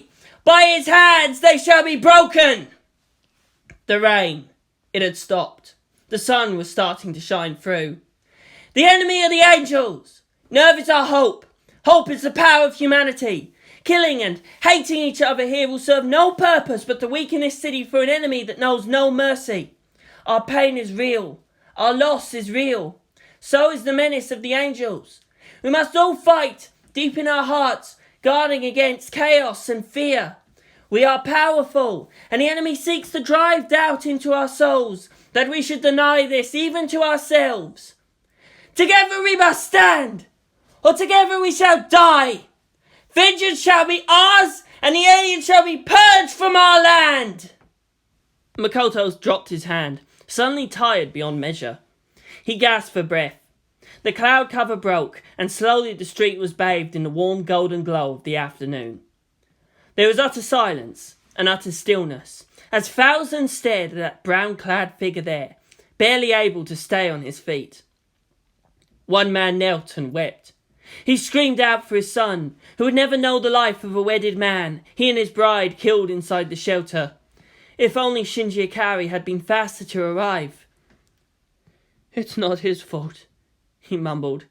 "He tried his best. We failed him. We put things in his way." Another also put his hands to the ground, realizing the sheer violence he was ready to carry out against others whose pain was exactly the same. "I couldn't save them. The only thing I can protect now is their memory. But this, it would shame them, wouldn't it? I'm so ashamed." And the people all dropped to their knees, one by one, as if the furious strength that kept them going through the storm had suddenly fled from them. Their faces were teary. Not even the reporters could contain their feelings, as they realised that all that they'd suffered was already gone, and nothing remained for them but the future, and it was filled with the promise of pain. The enemy was still there. There would be plenty of chances for payback. As the greater and greater number of people gathered, their emotions became simpler and feeding upon each other. Fear jumped from one to another, becoming anger at the futility, then hate for anything that caused them pain. In much the same way did the shame spread, and because it was indeed pain, they sought to rid themselves of it. Awe and hope were better contained within their hearts. Makoto groaned and gagged, his mouth tasted of salt. He put his left fingers to his nose and found it slick with blood. His brain hurt. His entire body hurt. He stumbled away and swung unsteadily with his fake weapon to keep others from helping him. He went back into the building he'd left, where the people, having heard little of his words, had only reverence for his somehow persuading thousands of a wild rabble to just stop and reflect upon their actions. "Hyuga-san?" gasped Kodama. The lieutenant stared bleary-eyed at her and went past. He walked over to the elevator, his prop dragging on the ground and leaving a carved line into the tile. He pushed the button and went in. Just as the doors were closing, Kodama jumped in. She supported him as he collapsed. His flesh was cold, his eyes unfocused. "Hyuga-san! Makoto!" she shouted, concerned. "Can you hear me? Are you all right?" He blinked. The elevator continued upwards. The doors opened. Kodama helped him back into Mini Storm Studios, where he flopped wearily down onto a sofa. The young woman covered him over with a blanket and quickly prepared coffee. When she returned, he was more or less conscious again. She had to hold the cup to his lips as his hands were shaking too much. After a few sips, his breathing began to slow down. The shock was fading. Colour was returning to his cheeks. How do you feel? She asked. He took a deep breath. Then he began to laugh hoarsely, confusing her. That was scary, he said. That was magnificent, she breathed. You're incredible out there, Hyuga-san. How did you know the right words to say? His laughter intensified, wheezing. You're going to need a new script. The others of the studio were arriving. Kodama was confused and fended off their questions. The NERV officer looked to be in such peace. After they'd quieted down some, he opened his eyes and smiled. He reached into the bound book he carried on a chain by his waist and took out a few sheets of paper. It wasn't all mine. It was from when Shinji Ikari, chosen of Principio Eternus, set aside his place alongside the machine god and fled into the wilderness. He sought to live there a life free of mortal troubles and petty demands, but he was needed again as the warp gods realized the death of one of their most ancient enemies. The third city, which was ready to give hail to him as an emperor, cried out that he had abandoned them. He returned too late. Instead of gratitude, he was met only with scorn. These are the words given to the misguided and the fearful, little souls shining in the sea of chaos. Kodama took the script outline and snippets of scribbled dialogue. This is Takeda's handwriting. One of the writers, and the one mainly responsible for the epic flow of the first movie's speeches. He was dead. Eaten. I didn't even know he had this already. There were angel spawn in the first movie, commented one of the artists, wincing. Now, this? It fits. Why does it fit? The young woman stared at Makoto with such horror. Kodama, you and your people. Don't look at me like that. His eyes behind his lenses were filled with such intensity. If there are any prophets here, then it is you. It's a terrible way to live, and you have my sympathy. He closed his eyes and leaned back.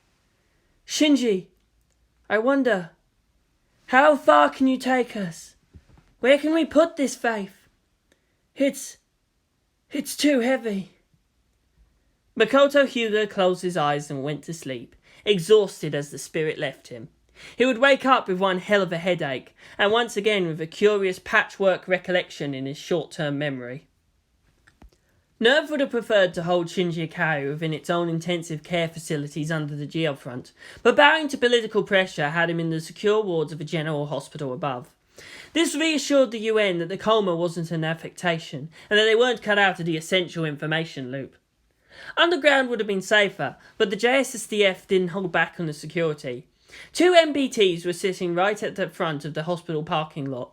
Guards were at every floor, and the one containing Shinji was emptied of all other patients. The hospital administration, of course, didn't like the arrangements one bit, but had to just accept it. There were a lot of nutcases who would like to be famous by linking their names to the boy's death. Asuka, Mana and Rei were visiting. The pilots were safe there and had no idea of the things happening outside. Did he just twitch?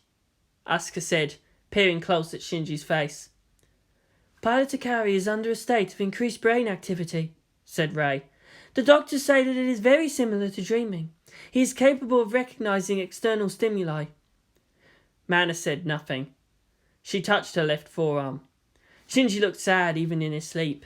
His brows were slightly furrowed, his lips a fraction downturned.